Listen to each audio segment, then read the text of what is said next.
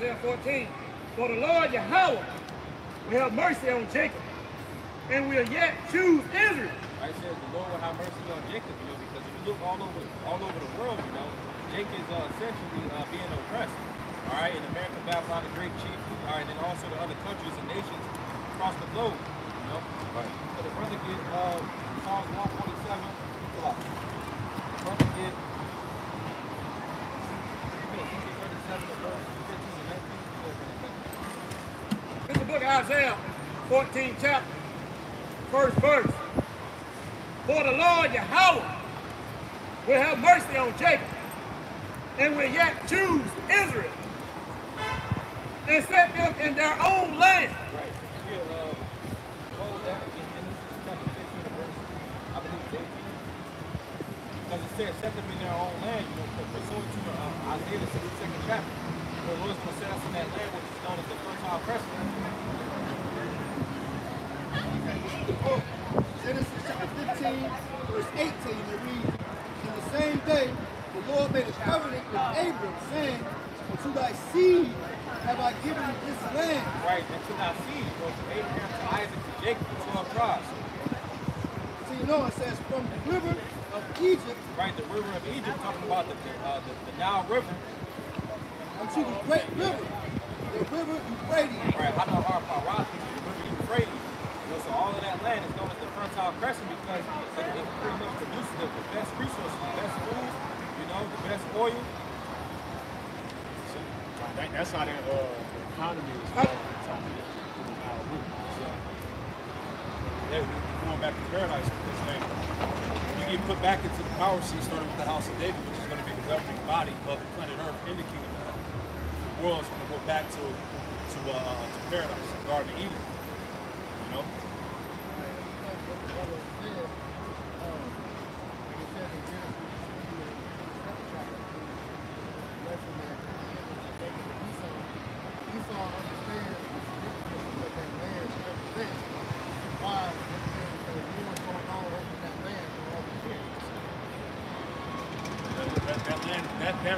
That particular region of the planet Earth, right, holds great significance. So like we said, that's the reason why there's wars going on. You got the heathen nations, fighting for territory or whatnot, man. But like we saw in the Luke, was it the 21st chapter? The time, what do you say, how the times the Gentiles be fulfilled? Give me that real quick. Yeah, give me that real quick. This is the book of Luke, chapter 21.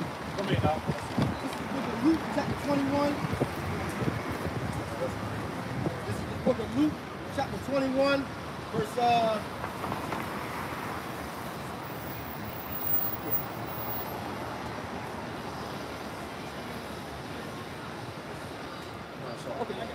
book of Luke, chapter 21, verse 24, and it reads, and they, red letter Yahweh Shai speaking, and they shall fall by the edge of the sword. Right, which was prophecy going into 70 AD.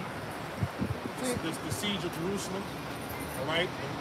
Us being attacked by the Roman army and being scattered at that point. Go ahead. So and they shall be led away into captive into all nations. Yep. And Jerusalem shall be trodden down of the Gentiles until the time of the Gentiles be fulfilled. Right, so Jerusalem should be trodden down by the Gentiles until the time of the Gentiles be fulfilled. And we're vastly approaching that time. This is why when Yahweh Shai comes, he's going to eradicate those heathen out of that land.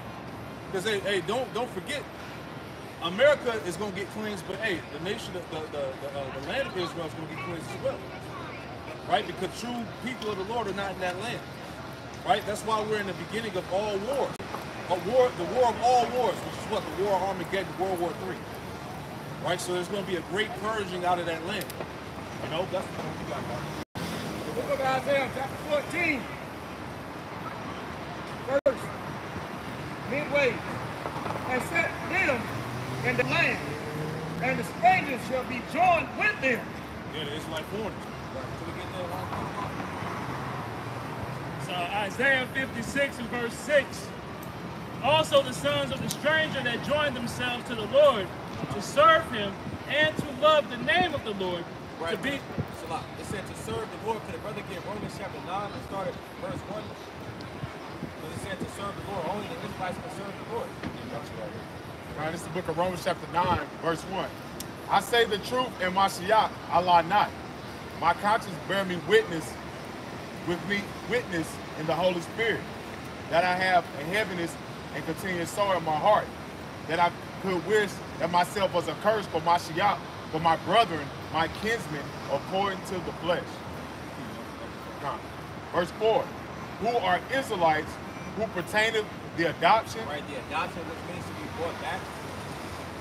In the glory. The glory. The covenants. The covenants are given to the Israelites.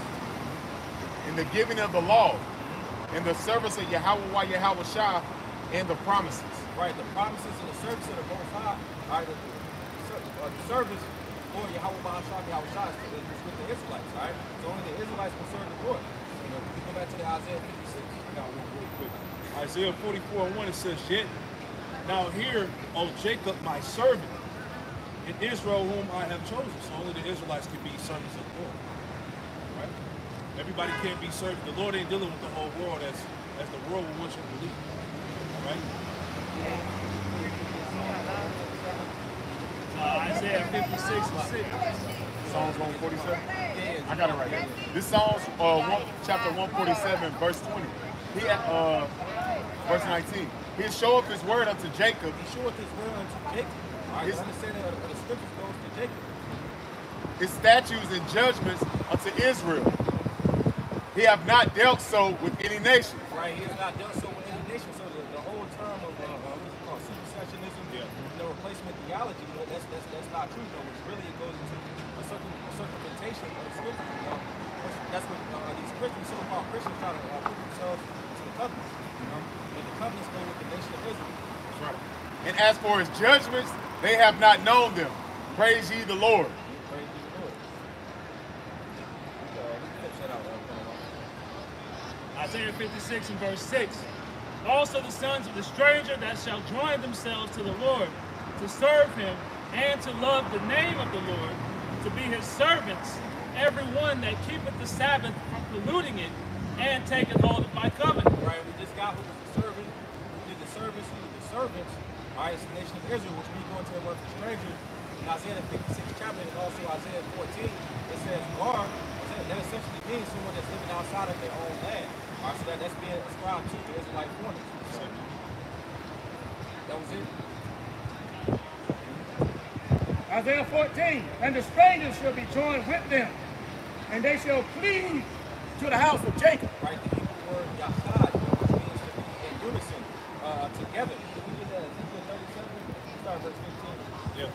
You have the Israelite foreigners cleaving to this knowledge right now. You got Jacob around the world that's waking up, right? That's subscribing to the doctrine. You get how about that's calling upon the name of the Lord, right? That's believing, right? Because we're in the time of what essentially what the Israelite foreigners, the Gentiles, waking back up. And that's fulfilling what Matthew the 24th chapter 14th verse, man. That's it. This is the gospel of the kingdom of heaven shall be preached to the four corners of earth. To a witness, to the testimony, and then the end shall come. Because you have Israelites that was dispersed throughout all the lands, man. Through our disobedience. This is the book of Ezekiel, chapter 37, starting at verse 15. It reads, and the word of the Lord came again unto me, saying, moreover, thou son of man, take thee one stick and write upon it for Judah and for the children of Israel, his companions. Right, Judah and Israel. Israel is the northern kingdom, while Judah is the southern kingdom. So it says, then take. That's why we have the chart. Go ahead. So it says, and then take another stick and write upon it for Joseph, the stick of Ephraim, and for all the house of Israel, his companions, and join them one to another into one stick. Right, join them one to another into one stick. This word is itazal, which means pretty much wood, something that's firm, something that's really the plank, Continuing on, and they shall become one in thine hand. It pretty much represents pretty much come together. We'll start with the elect first and foremost on this side. That's the name. Yeah, because there's a great gathering going on in the spirit. You know? Isaiah chapter 60, verses 1 through 3. It says, "Arise, shine, for thy light is come, and the glory of the Lord is risen upon thee." And this is what this truth has done as far as waking up our people back to the knowledge of who they are and the power they serve. It says, "For behold, the darkness shall cover the earth, and gross darkness the people." And this is what has happened when Esau Edom come into rulership. He has spread darkness and confusion of not knowing who you are, not knowing what your purpose is, and who truly is ruling this world. You know, everybody's in a confused state now. Right? It says, "But the Lord shall arise upon thee, and his glory shall be seen upon thee." And that's what happened to the elect. "And the Gentiles," the Gentiles, this is talking about the Israelite foreigners, "shall come to thy light, and kings to the brightness of thy coming." So the Lord is, like you made originally, is raising up the house of David and bringing the elect back unto the Lord. This book of Isaiah, chapter 14, verse 2. "And the people shall take them and bring them to their place. And the house of Israel shall possess them in the land of the Lord for servants and handmaids." Talking about the other nations. And they shall take... So it's going to be slaves, right? You still got Jake getting emotional about that. We're gonna have slaves in the kingdom of heaven. Because we ain't gonna be doing any labor, man. We ain't building shit in the kingdom of heaven, man. Right? When the scriptures say when Yahweh comes, all enemies are gonna be put under his feet. So what does that mean? Servitude, tributary, man. Right? Psalm 6, we get Isaiah 16:10. 16:10. This is Isaiah chapter 60 and 10. It says, "And the sons of strangers shall build up thy walls, and their kings shall minister unto thee." Yeah, the sons of strangers. Now this is dealing with the actual heathen nations. They're going to build up the walls. All right? Keep going. It says, "For in my wrath I smote thee, but in my favor have I had mercy on thee." Yeah, that's the balance. You know, he said, "In my wrath I smote thee, but I had a favor upon thee." Man. So at the end of it all, the Lord is going to give us justice. Right? It's going to be a recompense. You know? Go ahead. Verse 11. "Therefore thy gates shall be open continually. Yep.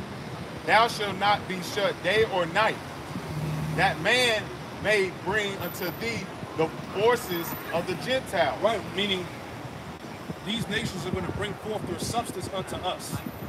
That substance is going to include themselves. All right? Think about it, man. Vladimir Putin, right? President of China, what's his name? Xi Jinping, Kim Jong-un, right? The top Ishmaelite leaders, they're going into captivity. They're going face first into captivity. They're going to be the first fruits of slavery, man. Right? The Lord has preserved them, all right, for to be the first fruits of slavery when the elect come back down to take over the earth. Keep going out anymore? Yeah, kind. Because the precept for this is in Revelation, the 21st chapter. And it says, "Therefore thy gates shall be open continually, and they shall not be shut day or night, that man may bring unto thee the forces of the Gentiles, and that their kings may be brought." See that their kings may be brought. Right? So the kings of the earth today, the rulers of this world now, are going to be slaves on the next side, on the other side. They're going to be underneath us. Go ahead. Verse 12. For the nation and kingdom that will not serve thee shall perish. Yeah. Yeah, those nations shall be utterly wasted. There you go, man. So if you don't want to get with the program, you're going to be utterly wasted, man. So in Revelation chapter 2, verse 25 and 26. Give me that real quick, and I'll pass it back to you. Right? Once again, Revelation 2 and 25, 26. That's dominion. God, whoever got it, go ahead. This is the book of Revelation, chapter 2, verse 25. Hey, this is the patience and faith of the saints. This is what we're waiting on, man. All right? Revelation chapter 2, verse 25. Let Yahweh speaking, but that which ye have already hold fast till I come. Yep. And he that overcometh and keepeth my works until the end. Now, what does it mean by the overcome? yeah, like, Meaning those that gain victory over the beast. Right? That don't sell out, that don't submit to this man's system. Those that overcome this man's trap, so to speak. Go ahead. Verse 26. Revelation chapter 2, verse 26. And And he that overcometh, keepeth my works unto the end. That's right. To him will I give power over the nations. To him will I give power over the nations. We're gonna have power over the nations, man. Right? We're gonna have those keys of David, if you will, man. Complete power and authority over the world, man. Go ahead. Verse 27, Revelation 2, verse 27. And he shall rule them with a rod of iron. That's right. As the vessels of the potter shall they be broken into shivers. Yep. Even as I received of my Father. Yeah, so we're going to rule over the nations with a rod of iron. That represents power and authority, right? When you think about a scepter, or you think about a staff, right? That's a representation of power, and that's what the Lord is going to give to his men. All right, starting with the house of David, the elect, that governing body that's going to rule the planet Earth in the kingdom of heaven. That's what's coming, man. Oh, yeah, Yeah, go ahead. Whatever you got. Got right quick the word for power in Revelations 2 and 26. It's the word power. Strong's G 1849. It says exousia. It says power of choice. I'll jump straight to the point. Physical and mental power, the ability of strength which one is endued, which he either possesses or exercises. As we know, Israel is going to be perfected under that new covenant, right? A group, a governing body of spiritual men. Right? It goes on to say, it says the power of authority, influence, and of right privilege. Okay, so Israel is not only gonna hold the power, right, the privilege of the power that the Lord will bestow unto us, but we will have the influence to enact these laws, statutes, and commandments in the earth. It says the power of rule or government, the power of him whose will and commands must be submitted to by others or obeyed. There you go. The standard. The standard is going to be what? The law. The law is going to be issued out throughout the planet Earth. That's what's going to be the ruling standard, if you will, in the planet Earth. The law is what's going to help the earth regenerate back to righteousness, man. All wickedness is going to be eradicated from the earth, man. I can add, the ruler of whoever's in power pretty much enforces the law of the land. So like how we see Esau, everybody has to follow his ways. So when we get in the power, see, our standard is going to be the law, statutes, and commandments of God. I got it right here. This is Isaiah chapter 2, verse 2. And it shall come to pass in the last days that the mountain of the Lord's house shall be established in the top of the mountain. Yeah, the mountain of the Lord's house should be established in the top of the mountain. It's talking about the kingdom. The government, Jerusalem, is going to be the top ruling authority in the earth, man, above all the other nations. Where it says top of the mountains, mountains represent major governments. Go ahead. It shall be exalted above hills, and all nations shall flow unto it. There you go. Go ahead. And many people shall say, go and say, come ye, and let us go up to the mountain of the Lord, to the house of the power of Jacob, and he will teach us of his ways. Yeah, we're gonna teach the world the law. We're gonna teach the world our ways, because that's what's gonna rejuvenate the planet Earth. You see, the nations are gonna come to us to help regenerate the planet Earth, man. To put things back in proper order, right? Well, it's gonna be balance in the sea, man, in the ocean. It's gonna be balance upon the land, the air that you breathe, the food that you eat, man. We ain't gonna have no GMOs, man. There ain't gonna be no lab-created food in the kingdom of heaven, man. No baby mama, baby daddy. Yeah, no baby mama, baby niggas, right? It ain't gonna be none of that. This is out of the book, The Valley of the Dry Bones. It says, to be successful and blessed in business, you must keep the Most High's law. To some people, this might sound too puritanical, but divine law is necessary in order to live in an orderly society. Divine law is necessary in order to live into what? An orderly society. In an orderly society. The Lord is all about order. Right? Give me Isaiah 26:9 to add on to what the brother read in that commentary. Right? Divine order is necessary to live in an orderly society, man. That's why, hey, look what everything on this side, everything is out of order. Everything is in disorder. This is why we echo the sentiment that this earth is in dire need of new management. That's why it says in Isaiah 10th chapter, consider confusion. Come on, man. Everybody consider confusion by all, which is America. Everybody's confused. Confused because of what the the laws are being put in place now, which are not conducive to what the Lord has established. Everything Esau does, we always go to this modern way of thinking and doing things, is opposed to what the Lord set up. Esau, he's the physical word Satan. That word Satan in Hebrew is shaitan, which means to be adverse, adversary. So what the Lord sanctioned as good, which you read about in Genesis, all right, Esau has went behind, pretty much made to be the opposite of what the Lord. This is why everything's in disorder. That's right. Go ahead. This is the book of Isaiah, chapter 26, verse 9. It reads, "With my soul have I desired thee in the night. Yea, with my spirit within me will I seek thee early. For when thy judgments are in the earth, the inhabitants of the world will learn." This is the book of Isaiah, chapter 26, verse 9. And it reads, "With my soul have I desired thee in the night. Yea, with my spirit within me will I seek thee early. For when thy judgments are in the earth, the inhabitants of the world will learn righteousness." Right, the inhabitants are going to know righteousness because it's going to be the law of the land. You know, that's essentially like we got in the excerpt. Pretty much, you know, that's what's going to allow things to thrive and not survive. You know, because everything's hanging on by a thread. Because further get Proverbs 29 and 2. Get Isaiah 24 as well. Yeah, things are going to thrive and not survive. That's a great point, man. Because hey, if you think about it, the Lord's creation, everything is out here really just trying to survive, man. When everything is hanging off a damn a twig, so to speak, you know? People, especially, you know, but like I said, everything is pretty much dying. Like I said, it's about It's the book of Isaiah, chapter 24, verse 4, and it reads, Let's start at the top. This is the book of Isaiah, chapter 24, verse 1. And it reads, "Behold, the Lord maketh the earth empty." See, these are the things that we think about, man. And when we meditate upon things, we think about how the earth is going to be righteous again, how clean, how the earth is going to go back into its full strength, right? Because pursuing to what Genesis was the 3rd or 4th chapter dealing with Cain, right? They talked about that the earth wouldn't yield its full strength. See, so these are the things that we yearn for in the spirit, man. You got it, brother. Isaiah 24 and 1, "Behold, the Lord maketh the earth empty, and maketh it waste, turneth it upside down, and scattereth the broad inhabitants thereof.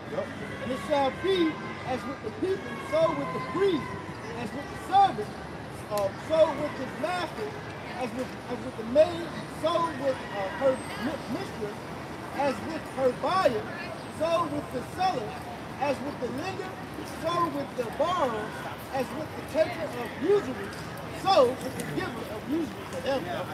The land shall be utterly empty and utterly spoiled, for the Lord hath spoken his word." Because the reason why that's like that is because the Lord set up a harbinger of death to rule. So, as you know, when one just ruler is ruling, all right, the world suffers for that. So Esau has done nothing but push death throughout the world. This is a byproduct. This is why the earth is being stayed every day. Like the second Ezra 14 talks about how the earth has become weaker through age. So every rulership, as we went into last week, has a different rulership that we read about in Daniel. As the technology increases, you know, the quality of life decreases. Isaiah chapter 24, verse 4, and it reads, "The earth mourneth and fadeth away. The world languisheth and fadeth away. The hearts of people of the earth do languish." That's because the laws of the Lord are not being upheld. This devil has pushed artificial everything, 5G, 6G everywhere.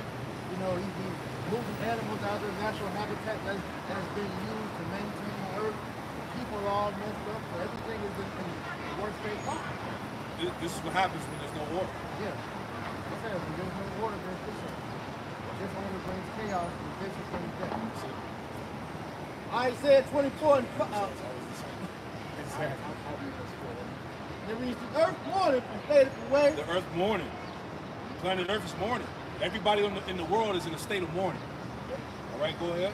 Yeah, if you can tell, look how natural disasters are just becoming a normal thing. That's the earth fighting back. You know, they saying that like different parts of the world, different poison is going to stop. rising because that's the earth fighting against it. Because the earth has a natural defense mechanism too. Just like your body has the antibodies, the white blood cells, the earth has that too. So the earth is gonna pretty much wipe out the virus before the virus wipes out. Yeah. Like the ocean. The ocean has now it's like certain bacteria in these beaches where they're giving precautions. Like if you go in some of the water, you can get like certain diseases and shit, flesh-eating diseases, sand and shit. You know. It's the earth trying to preserve itself, like you said, man. It's survival. So as it's like the body, like you have cancer, that's the thing. You know, the defense mechanism of the body is pretty much done. Esau called that what? Homeostasis, to where trying to get back to the balance. Yeah, because when you're like in a body, if you're too acidic, you'll get sick. Yeah. That's why you have to be alkaline. And you know, different diseases you develop, like cancer, that's really your body trying to develop a system to get rid of whatever's wrong with you. Now it's a disease, but I know that word disease means not at ease. But that's this defense mechanism of doing it. You know? Isaiah 24:4, earth mourning and fadeth away. The world language and fadeth away. The hearts of people of the earth do language. Verse 5, earth is also defiled under the habitation of the Lord, because they have transgressed the law and changed the ordinances, broken the everlasting covenant. That's the rulers of this society. Like we were just read it, man. Rock chapter 10, man. All right, Esau is an unfit ruler. So the Most High is allowing these things to take place, all right, for accomplish things, but we're going to come to a point, like I said in verse 4, he's going to set up one that's proper for the earth, which is the Israelites, because we're going to establish the law, which in turn is going to make everything go back to normal. Psalms 82:5. They know not, neither will they understand. They walk on in darkness. All the foundations of the earth are out of course. That's Esau, all right, starting with him, and then the rest of the people follow suit, because the laws are not being upheld, man. What you Jakes fail to realize is that how important that is to the planet, to yourself and to the planet, man. You will not get well, the planet will not get better until the laws are established and that's held to the standard of the earth. And that's why the law is perfect, yeah? All right, and like I said, Esau has put the mentality of God messed up, we did it wrong. This is why we see the state that we know this is bad. This is Revelation chapter 6, verse 4. And there went out another horse that was red, and power was given to him that sat thereon to take peace to earth. Right, he said to take peace to earth because when pretty much everything was created, the Lord said it good. It had a certain order to it, but Esau went back to the precept to put on board out, the foundation of the earth are out of course. So essentially Esau has put different creations and things that God meant to do. So for example, he calls a dog a fish, and really that puts out a righteous vibration. Alright, he puts the women over the men, which pretty much is taking things out of their natural order. So that's how he took peace from the earth. It says, and that they should kill one another. Right, and that they should kill one another. If you look up, right now who produces the most weapons, most of those countries, the top 15 is going to be Edomite nations. Yeah, hey, Russia and America got the most nukes. NATO nations. Right. How's that beneficial to them? Right? And there was given unto him a great sword. Right, pursuant to the scripture in Genesis, when Esau got blessed with the sword, which he has many different variations of the sword, It's power.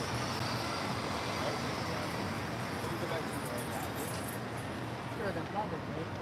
29, so that is all. Yeah, go ahead. Okay. This is the book of Habakkuk chapter 2 verse 14.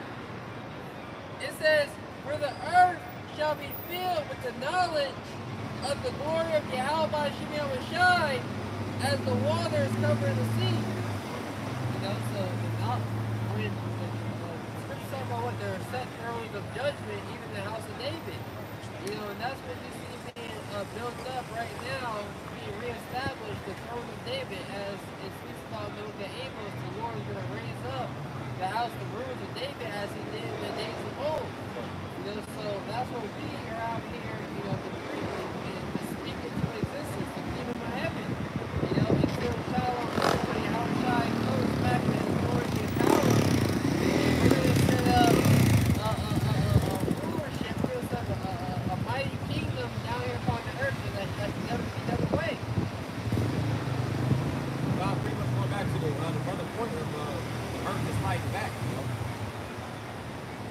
to the book of Isaiah, chapter 14, and verse 2.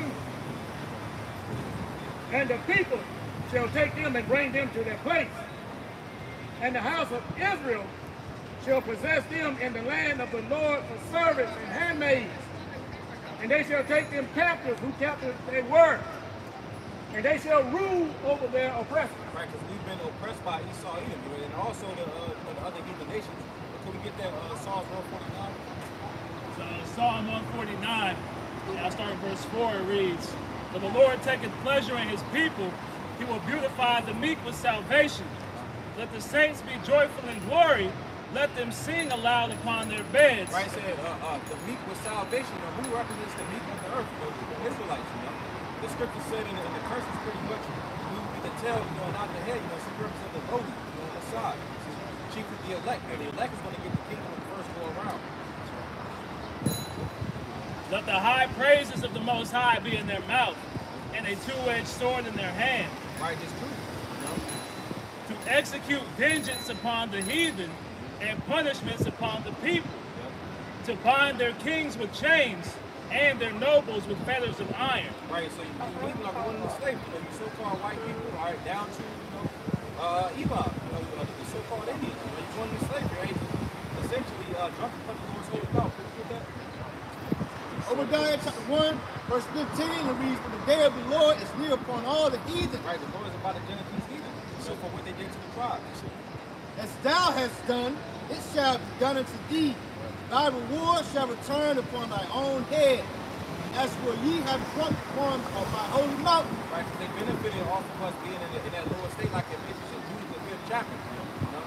That's what keeps them in power. As long as we don't get raised up, as long as we don't come back, they remain in power over us. Right, as long as we stay in sin. This is why there was so much effort poured into keeping us blinded from the truth, keeping us away from the Bible, keeping us out of the scriptures, keeping us, blinded with these false doctrines and religions. I can make a point, like those 82,000 in Dallas. This is why when Esau came into power in Greece and Romans, this is why they went into Egypt and learning all that knowledge in Egypt, because the Egyptians perfected, you know, pretty much keeping us down. You know, this is what this society is living at. All the past captivity, the idols and the vibrations that heathen used to keep Jake down.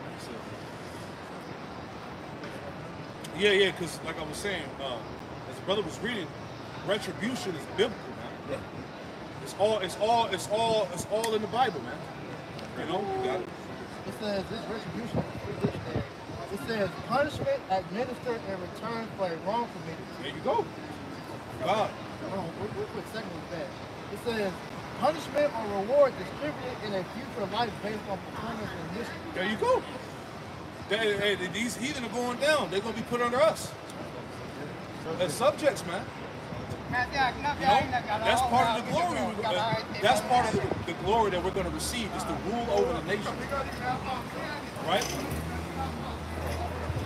It's Ecclesiastes chapter 3, verse 15. That which has been is now, and that which have to be have already been. Yep. Yahweh required that which is. Hey, because these heathen nations have been paid for what they've done to us. Hey, Psalms 83, that whole chapter, retribution is required. Yeah. Right? They said, hey, let us come together to cut the nation of Israel off from being a nation, that the name of Israel be no more remembrance. Right? And that's to this very day, man, because what? It was a period of time when we were discontinued from our heritage. And Esau and these nations played a role in that, man. Because they knew what we was doing to them according to the past. Yeah.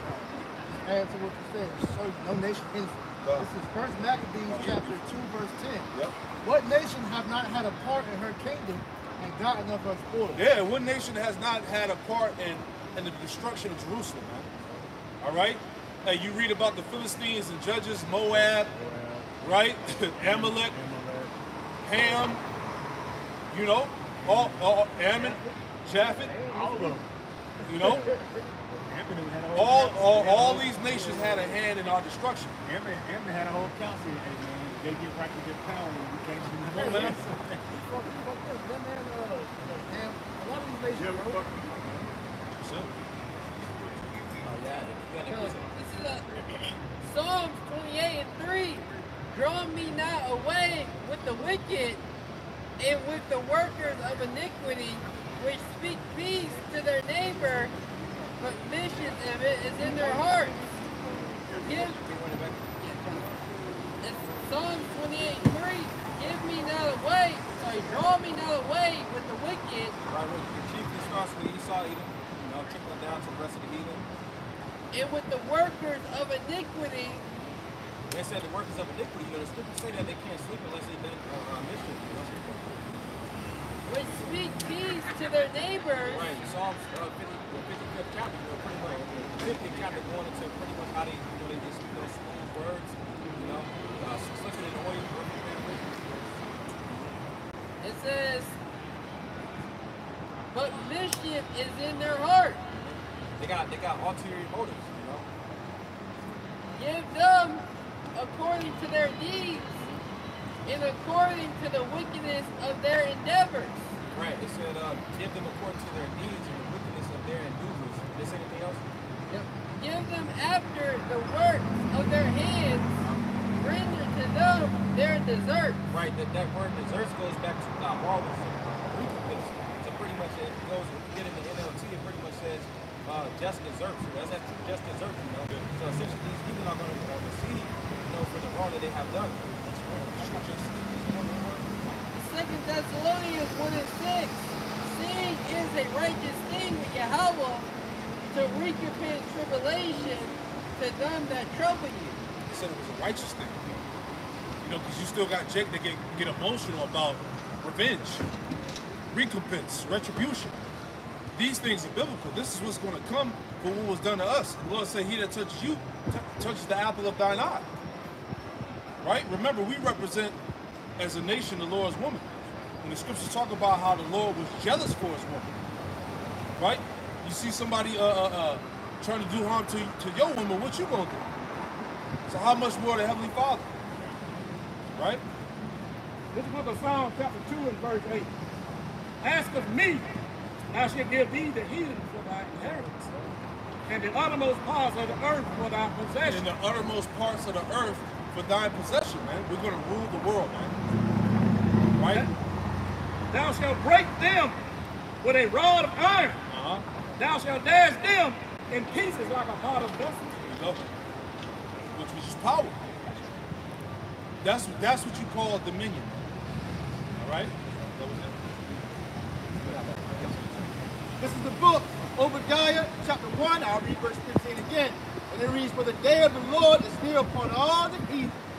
As thou hast done, it shall be done unto thee.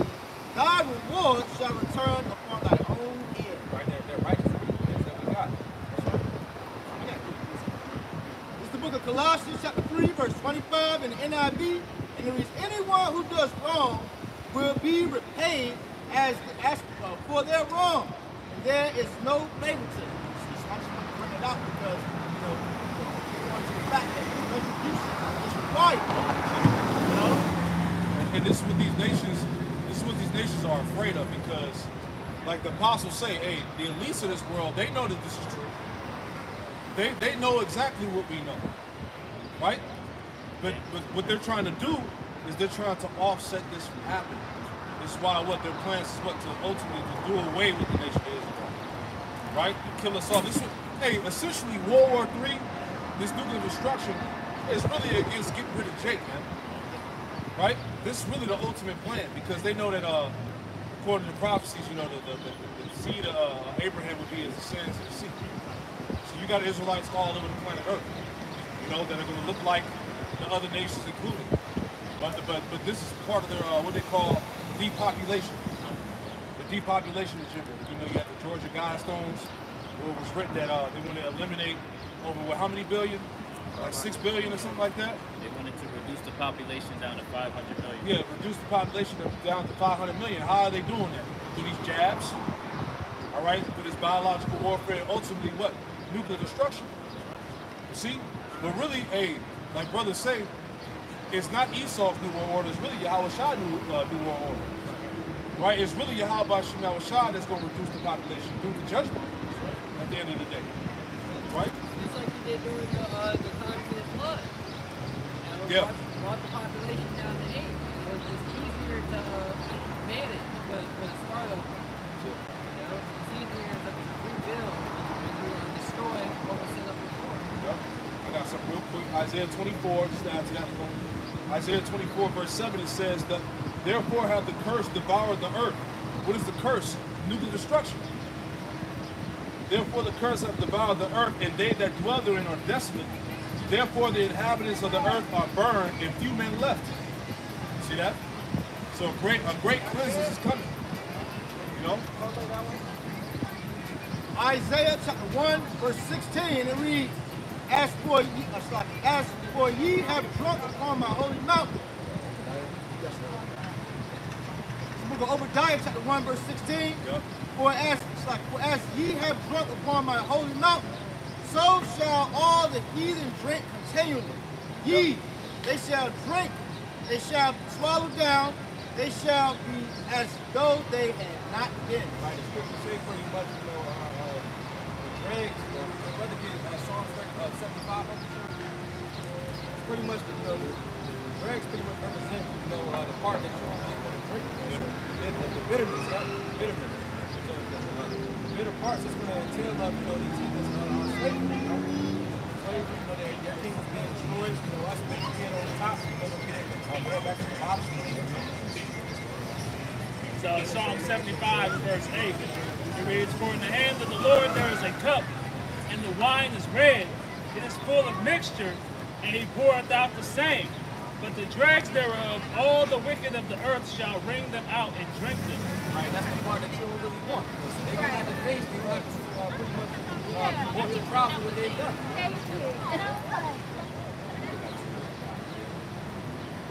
The book of Revelation, chapter 18, verse 5. For her sins have reached to heaven, and the Most High has remembered her iniquity. Reward her even as she rewarded you, and double unto her, double according to her works, in the cup which she had filled to her double. And that's, Most High, y'all sins have reached to heaven, man. So all the wickedness y'all have put on, children of Israel, what you put on us back in slavery all the way to now, y'all can get back that double. So go back and do your research and see how y'all treat the children of Israel. And y'all gonna get double that output from the men of the Lord and the hopeful elected to make it to the kingdom. If I may add, there are things that, these Edomites, that we don't even know about. You're gonna have to pay for all of that. This is the book of Revelation, chapter 13, starting at verse 9. And it reads, If any man have an ear, let him hear. He that leadeth into captivity shall go into captivity. Right, so essentially, the so-called white man, with the other nations, essentially they rounded us up. So they had half, rounded us up, and then Esau, he pretty much spearheaded the slave trade. Yeah, Amalek funded. We go through it all the time. Slavery was a world business amongst all the nations. You had Amalek that funded the slave trades. You had the so-called Arabic nations that built the ships. You had Ham rounding us up. What I notice a lot, especially on the internet, online in the comments, Jake read the comments, a lot of white people still like to run with the argument that, we weren't the only ones that put you in slavery, your own people did it and all of that. But when you really get into the history, right, these were the nations that were involved in our destruction. Tying it back to Psalms 83, Psalms the 2nd chapter. Right? Yeah, hey, you're always gonna have sellouts. So yeah, it could have been some Jakes that was involved. You're gonna have Jakes that's gonna sell out, but as a whole, who's the one that was spearheading this shit? Right? And see, this is why these Edomites don't never want to talk about their past atrocities, because it condemns them in the spirit. Let that be in the past. Why you gotta keep bringing up what we did, right? Because it hasn't been the payment hasn't been required yet, right? Justice hasn't been served yet. But you want us to remember fucking 9/11 and the hollow fraud, right? Pearl Harbor and all of that shit. What about the 300+ million of our people that died in slavery, man? When you was throwing the bodies off the ships to be eaten by sharks, right? When you was feeding our people to alligators, when you was hanging us by our fucking necks, right? When you was sacrificing us to devils, right? When you was eating our bodies, right? Hey, them Christian crusades, and you can't forget about that in the name of Christianity, right? So-called Europeans was coming over here to the Americas, dealing with the Northern Kingdom, killing them, eating their bodies, making them bow down to Serapis Christos, Jesus Christ, right? It was great violence, man, against our people, man, and it hasn't been repaid. And they just found all those Northern Kingdom kids underneath all those, churches up there in Canada. Yep. You know, all those orphans that they kidnap from the parents, or they kill the parents and take the kids and give them American names. All those kids were tortured and raped and killed. Yeah. And it's the same thing going on to this very day, man. With these orphanages, adoption centers, right? Esau come in there and adopt Jake babies and have his way with them. You know, so it's much to be required out of this devil, right? But Jeremiah chapter 30, verse 16. Therefore, all they that devour thee shall be devoured, That's it. and all thy adversaries, every one of them, shall go into captivity. Every one of them.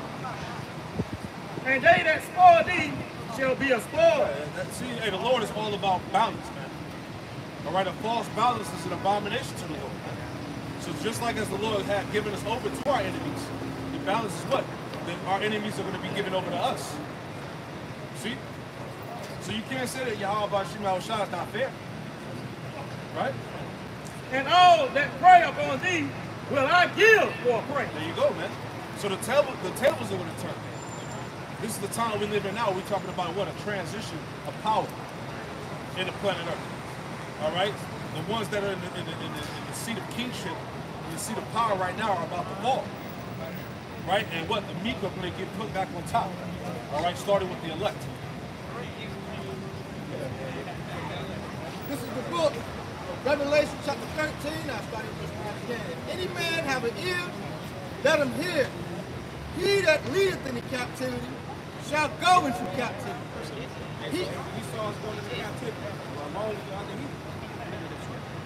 He that killed with the sword must be killed with the sword. Here is the patience of the faith of the saints. Right, that's essentially what we're waiting for, that transfer of rulership. To the book of Isaiah chapter 14 and verse 3. And it shall come to pass in the day that the Lord Yahweh shall give thee rest from thy sorrow and from thy fear. Right, man, read that again. See, this is the good news right here, man. This is what our people need to hear. Read that again now. Isaiah 14 and verse 3. And it shall come to pass in the day that the Lord Yahweh shall give thee rest from thy sorrow. Yeah, see, and we need rest. Pursuing to what? Hebrews the 4th chapter. We're laboring to enter into the Lord's rest, which is the kingdom. Right? Our people are downtrodden, beat the hell down. Right? Pursuing to Daniel the 7th chapter. Right? Where it talks about, give me that real quick, and I have to read that again. Daniel 7, where it talks about how he would wear out the saints. Give me that.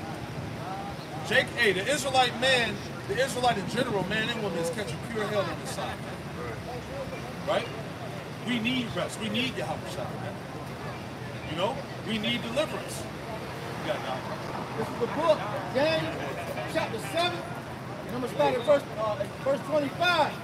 And it reads, and he shall speak great words against the Most High. And he's doing that now. Hey, this devil is speaking great words against the Most High. Through what? His science and technology. We don't need God no more. Who's the Most High? Right? The devil said that the Messiah was fake news. This is the shit that he's talking right now with his chest out. Yeah, that flaming. Daniel chapter 7, verse 25. And he shall speak great words against the Most High. He shall wear out the saints of the Most High. Yeah, it shall wear out the saints of the Most High. Hold that. Give me that word for wear out. So wear out. Strong's H1080, it reads to the point, to harass constantly. To harass constantly. Israelite, you so-called Negro, Latino, Native Americans, Hispanics are harassed constantly on this side. Why? Because the Lord said what? That this is not our rest. We were brought over here to serve captivity, hardcore captivity at that. we would be at the bottom. We would be the tail, as Scripture say, not the head. Right? The nation, how's it going? The nations that will get above thee, right? But thou should be brought down very low. This is why your life is disregarded. This is why you don't matter. This is why you're when it comes to any type of social issues concerning our people, it's insignificant.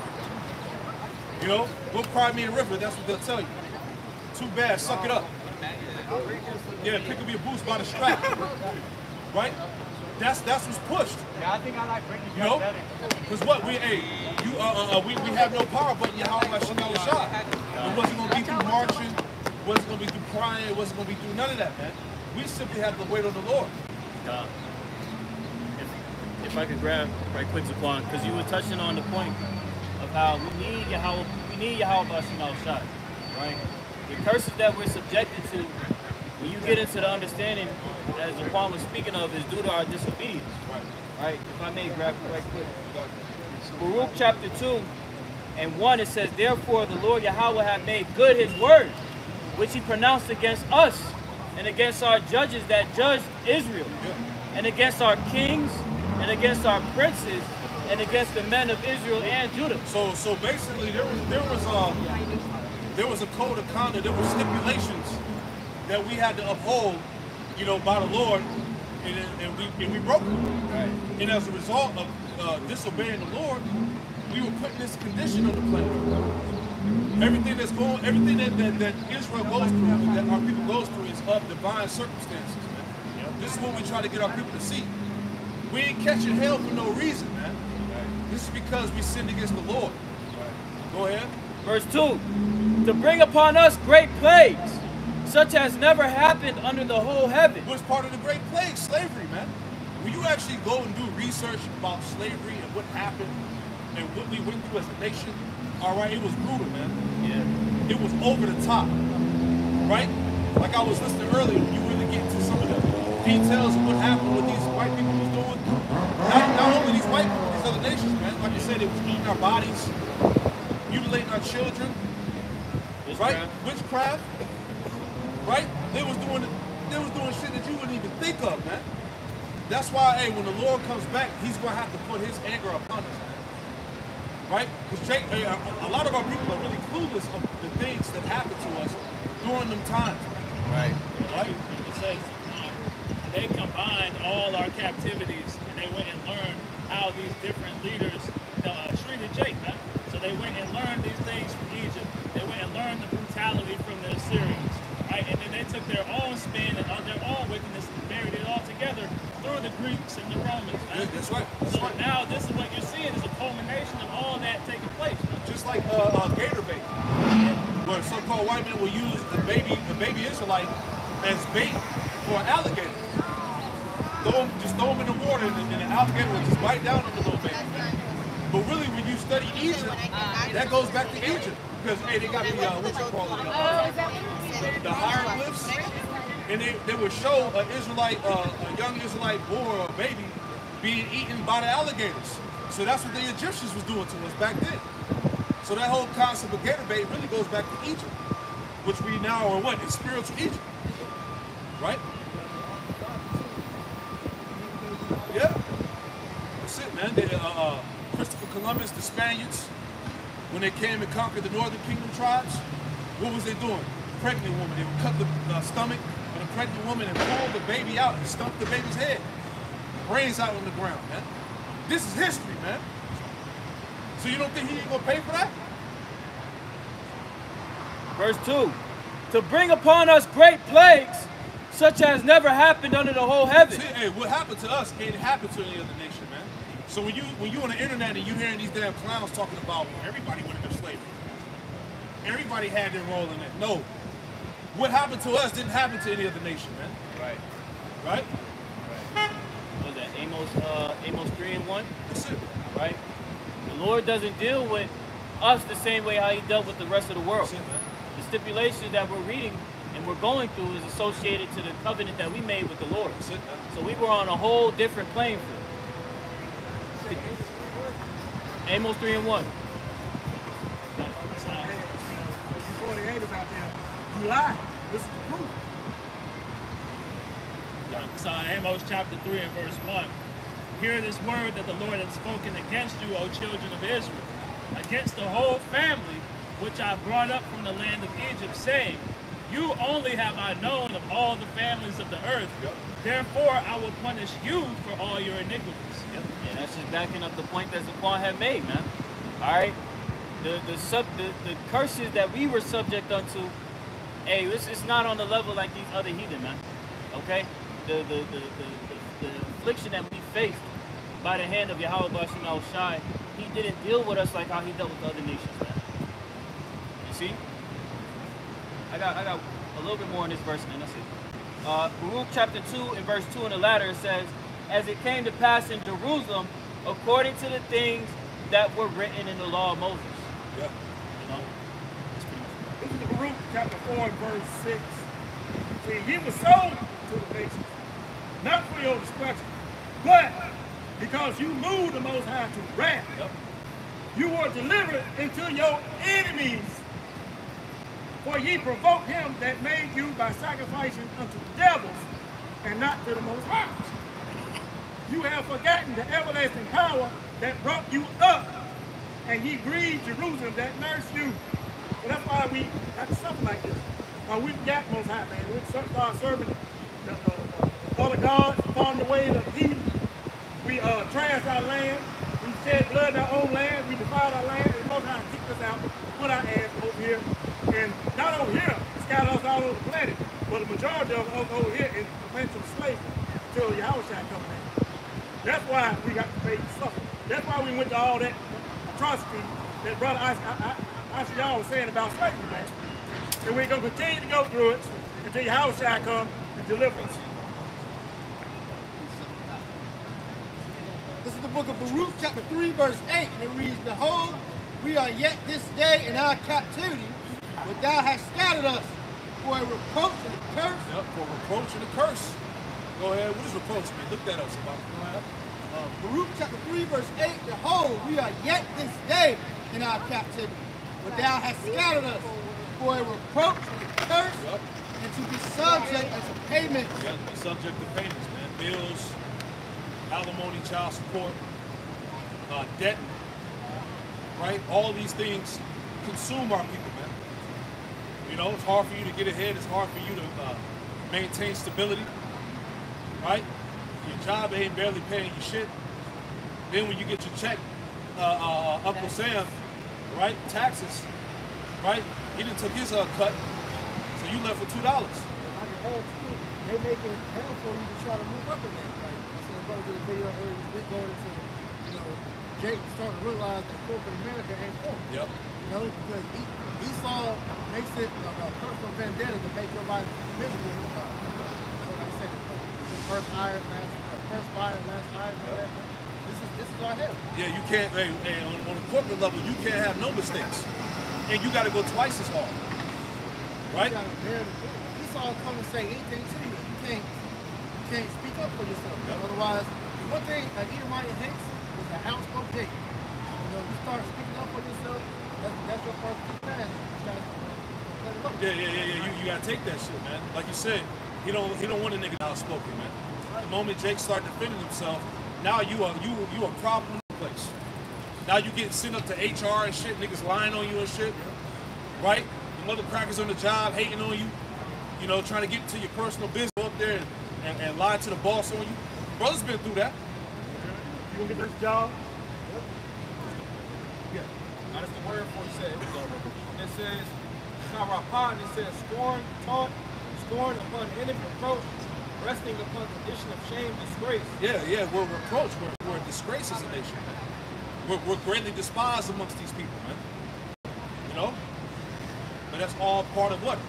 Us being disobedient to Yahweh Shemel Shah. This is why the Lord said that we would become a byword and a proverb and also an astonishment. Go ahead. Baruch chapter 3, verse 8, behold, we are yet today in our captivity, where thou hast scattered us for a reproach and a curse, and to be subject to payments, according to all the iniquities of our fathers, which departed from the Lord our God. And like brothers was just making mention about the job. Hey, you can be quiet, you don't say nothing, that's still a problem. Hey, because when Esau can't figure you out, you become a threat to him. Yeah, why you know that? You have that motion. Right. You don't you're not involved. Yeah. Yeah, you didn't play. We brought sausage biscuits, Tyrone, why you're not eating. Right. They get a promotion because they said I wasn't outward enough. Yeah. Esau, he got the whole playbook laid out on how to keep you niggas at the bottom. Right? You can go above and no, don't let Jake go above and beyond on the job. Now Esau holds you to that standard. Oh yeah. So when you fall below that standard, oh, it's over now. Or if they're gonna hate on you. Yeah. You know, he's doing too much. Yeah. Start trying to fight again. Yeah. Why you always going overtime? Yeah. You set the standard up high, oh, they can do you. They can't make it, that's what they got to do. If you can't do it, they move you another charge. All you Jays can relate to that. They start thinking you on drugs, put on Yeah, that drug test. NBA. Yeah, jump me, which you probably know down the road, NBK. Anytime you get a promotion, they drug test you. Anytime you get a promotion, anytime you go on vacation, anything, they drug test you. And who you think that is? Jake. Because you know when Jake come back from vacation, Jake probably done back there, put a little blizzy or something, and they know, get that nigga. Come here, Tyrone, come here. You should bring your bags. Alright, pretty much going into like Quan brought out wearing out the saints, because we won't have a rest, in this captivity. Micah chapter 2 and verse 10. This is the book of Micah. This is the book of Micah. Micah chapter 2, verse 10. And it reads, "Arise ye and depart, for this is not your rest." Right, arise and depart spiritually. It's not saying to go get a train or a bus to an airplane ticket to go somewhere else. It's talking about spiritually. Essentially ascribe to the truth, because that's what's going to set you free. Continuing on, because it is polluted, it shall destroy you even. Right, so Jake don't get any rest from this side. Because he was not meant to give us any rest from this side. It's Hebrews 13 and 14. It says, for here have we no continual city, but we seek one to come. Like brothers are going into with the taxes and inflation, it's causing a lot of people to get uprooted from where they're living at and move. You got to move in with your maybe mama family. You got to do all manner of things just to really survive your society. I remember, here in America, we don't have anything stable that's going to continue us and avoid all the terrorists down and to break us down. Right? That's why we're seeking this great kingdom to come on. Where rest is actually going to be allowed for the whole world.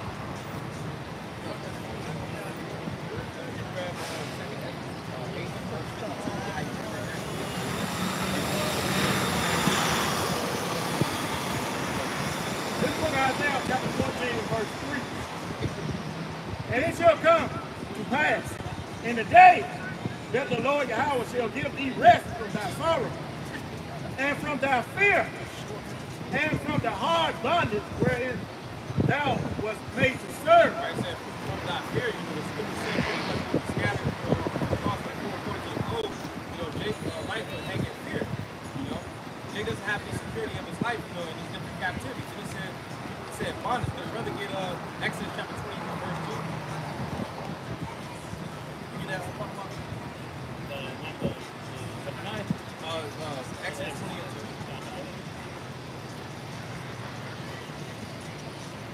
It's the book of Exodus chapter 20 and verse 2. I am the Lord thy power, which have brought thee out of the land of Egypt, out of the house of bondage. Right, so we serve captivity in ancient Egypt, you see, but we're in spiritual Egypt in present day, so that represents bondage. That's not, we say captivity,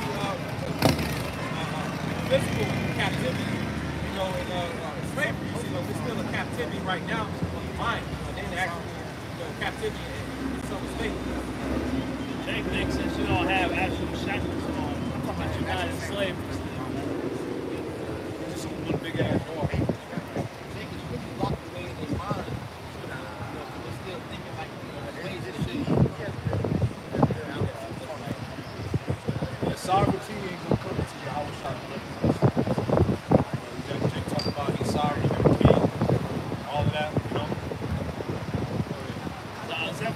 chapter 3 and verse 19.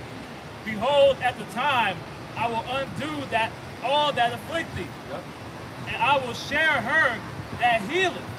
It's like I will save her that healeth, and gather her that was driven out, and I will give them praise and fame in every land where they have been put to shame. Right, that's pretty much what the Lord is doing. You know, He's gathering the elect. You know, two-thirds they'll be gathered in the kingdom. You know, but first and foremost, start with the elect and His truth. You know, pretty much going into the praise and fame, because going back to the curse, the brother guy said 62 and might be like verse 2.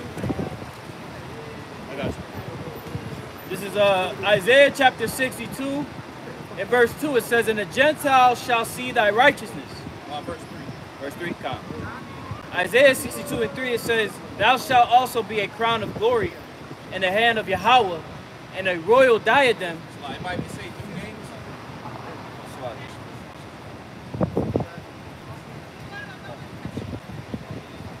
Oh, yep, I got it. It's Isaiah 62 and 4. Thou shalt no more be termed forsaken, neither shall thy land any more be termed desolate. Nah, pretty much what Paul went into, because right now we're known as a shame or a disgrace. You know, because it said, you continue on. But thou shalt be, but thou shalt be called Hephzibah,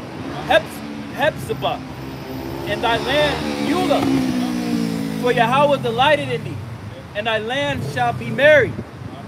For as a young man, we can be joined back to Yahweh Shemel Shah. We're going to be married back unto the Lord. Right? The Lord said that in Jeremiah, the 3rd chapter. He said, O Zion, I am married unto you. Therefore return unto me. I'm paraphrasing. Is it Jerusalem, Israel is regarded as the Lord's woman, Jeremiah 62. A comely and delicate woman. Go ahead. Jumping back up, Isaiah 62 and 2, it says, and the Gentiles shall see thy righteousness, and all kings thy glory. And thou shalt be called by a new name, which the mouth of Yahweh shall name. Right, a new name. So when you go into the word new, it's Kadash, which means to be new, be renewed or be repaired. The Lord is going to repair us. So going back to what it said, y'all shall get fame and praise in the land. Pretty much going into how we're going to prepare people to call Yahweh, how we're going to call blacks, queens, niggers, whatever, what have you. You're not going to be ashamed and disgrace of it. Yeah, the Lord is going to refresh our nobility again. We're going to go back to nobility as kings and priests and as the sons of God. Done. Jumping back down to verse 5. For as a young man marrieth a virgin, so shall thy sons marry thee. See that? So shall thy sons marry thee. All right, we're going to be joined back unto the Heavenly Father, and that came through Yahweh Shah, man. Yeah, through that new covenant, man. It's through Yahweh Shah's blood how we're, we're reconciled back to the Father, man. We're going to be married back unto Him, because remember, the Lord divorced us. He turned His face from us, man, pursuing to Isaiah, was it 50 and 1? Right? You got any more? Yeah. That's why He turned us to the Son. Right. That's why He said, when you are no people. Yep. Go ahead. And as the bridegroom rejoiceth over the bride, so shall thy power rejoice over thee. There you go, man. So it's a reunion that's going on right now in the spirit, man. That's right. And those that belong unto the Lord, are being joined back unto Him. This is the book of 2nd Ezra, chapter 8. And I started verse 51. And it reads, to understand thou for thyself, and seek out the glory for such as be like thee, for unto you is paradise open. The tree of life is planted. The time to come is prepared. Plenteous is made ready. Jacob got plenty of some inside. Jacob essentially has to fight, scratch, and crawl with everything that he had. May I add to that? Just because you said that Jake has to fight and claw just to get by. This is the book of Haggai.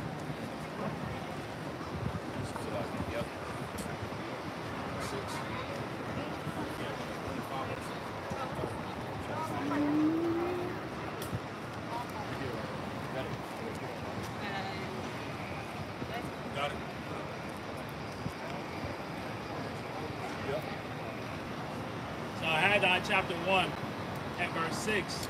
Ye have sown much and bring in little. Ye Ye eat, but ye had not enough. Ye drink, but ye are not filled with drink. Yeah, this is the state of an Israelite, man. And the state of an Israelite.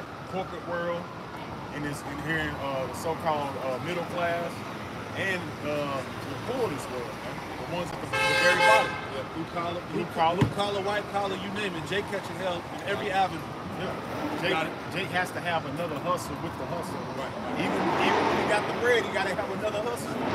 Because he know that money is not going to last. Ye clothe you, but there is none more. And he that earneth wages to put into a bag with holes. That's like you got a bag. You're trying to save up. Something's going to happen eventually. You're going to find out. You got to keep going in that bag. And that's the life of Jake. Yeah. You got to try to have a savings account. You constantly have to keep it saved. Something happens with the car. You constantly have to keep going in and out the bag.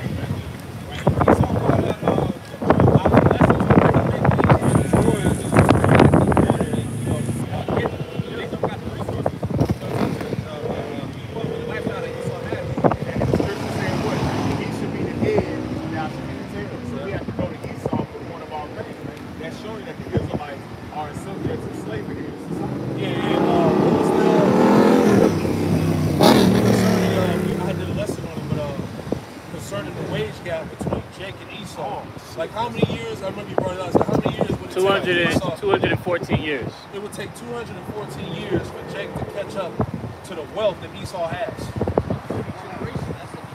See what I'm saying? That's well over 3 generations. Yeah, that's if he stops. He's not going to. Right? See, Jake don't really understand how much money $1 billion is compared to $1 million. Right. That ain't shit. $1 million compared to $1 billion is nothing. Now, how much more $1 trillion? You're talking about the elites basically being liquidated. God. You see what I'm saying? So it's a different type of level of wealth when it comes to these devils, man. If I could add, Zaquan, there's this video that brothers and sisters should check out on this this page called Johnny Harris, where he breaks down the wealth disparity between somebody that makes $25,000 versus 25 million. And just the difference alone of the resources that you have access to, you really become disconnected from the problems of the world. Wasn't something right out doing like lifestyle tax or something like that? Oh, lifestyle inflation. Yeah, lifestyle inflation, yeah.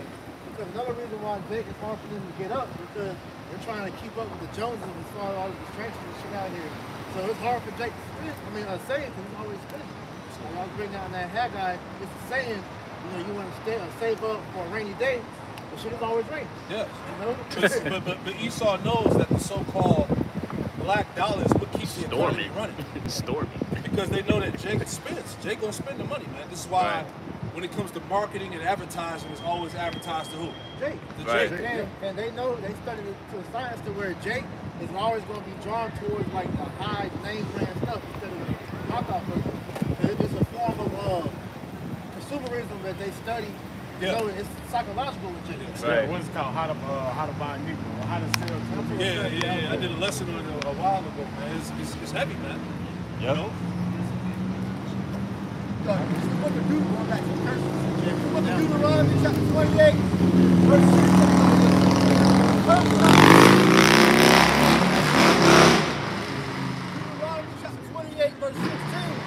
Cursed shalt thou be in the city, and cursed shalt thou be in the field. Yeah. Cursed shalt thou thy basket. And read that again, Salaki. Yes. This is the book of Deuteronomy chapter 28, verse 16. It reads, cursed shalt thou be in the city, and cursed shalt thou be in the field. Yeah.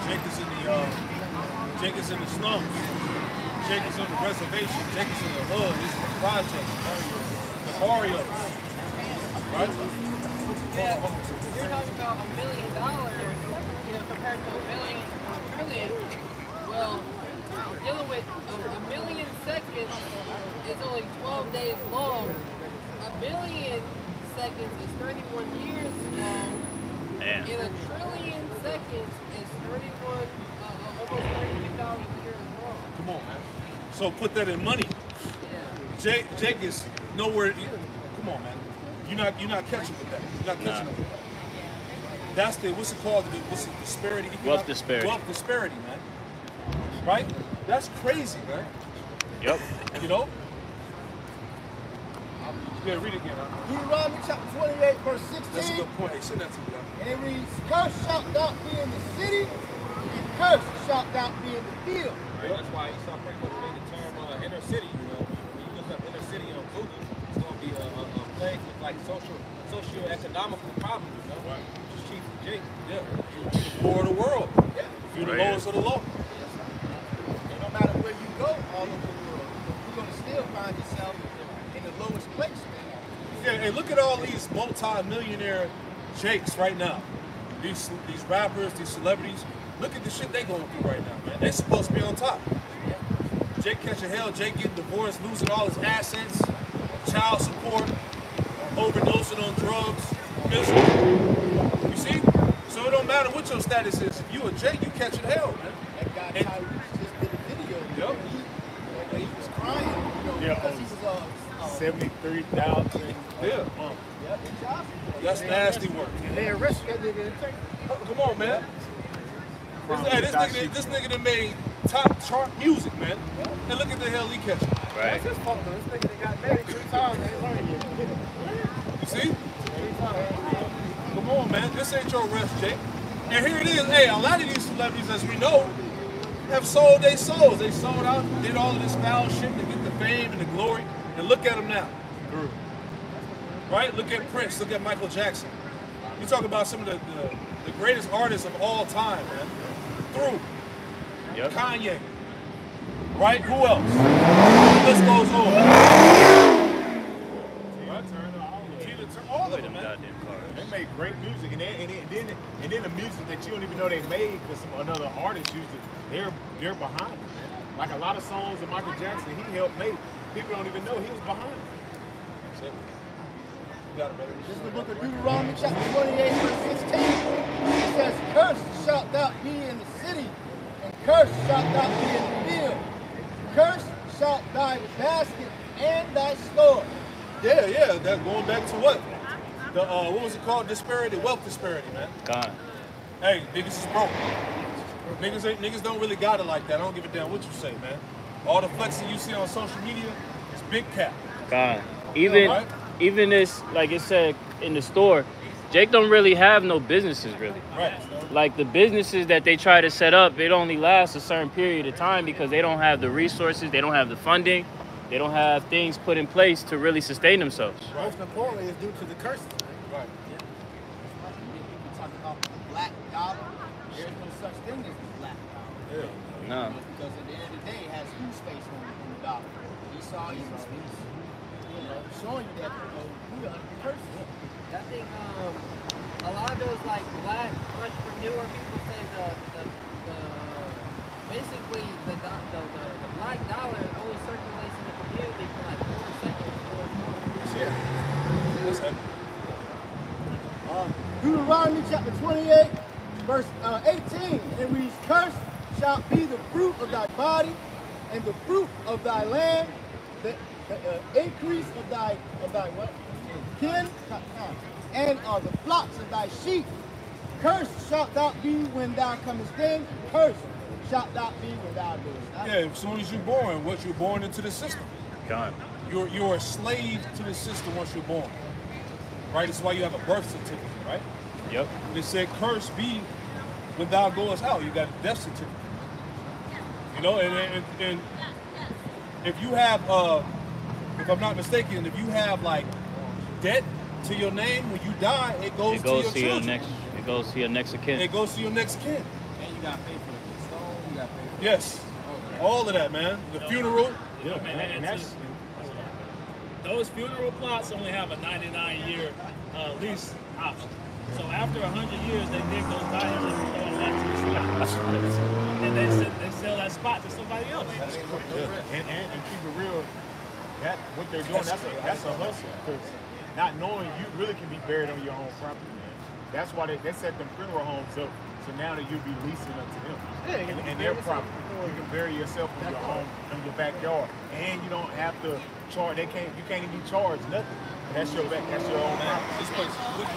All of those funeral directors, they'll send the casket down, and then once the family's gone, they'll dig it back up to take the casket and put it on the least expensive. Yeah, that's fucked up. Yeah.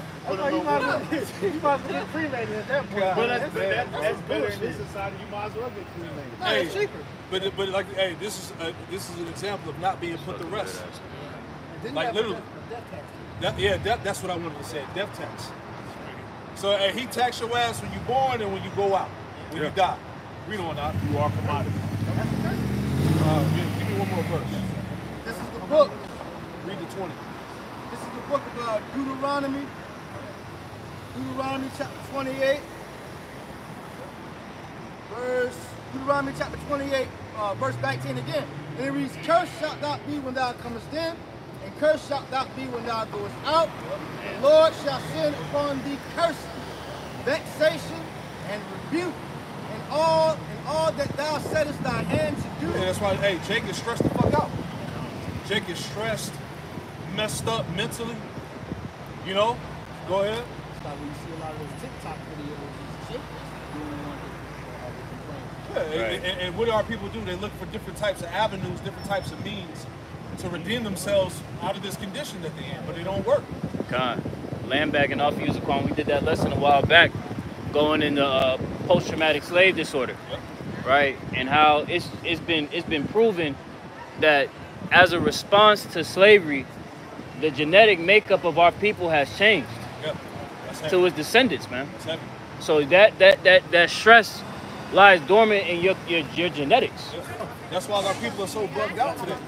You see these generation of Jakes now, like we talked about, these Jakes that was born in like the year 2000 up through.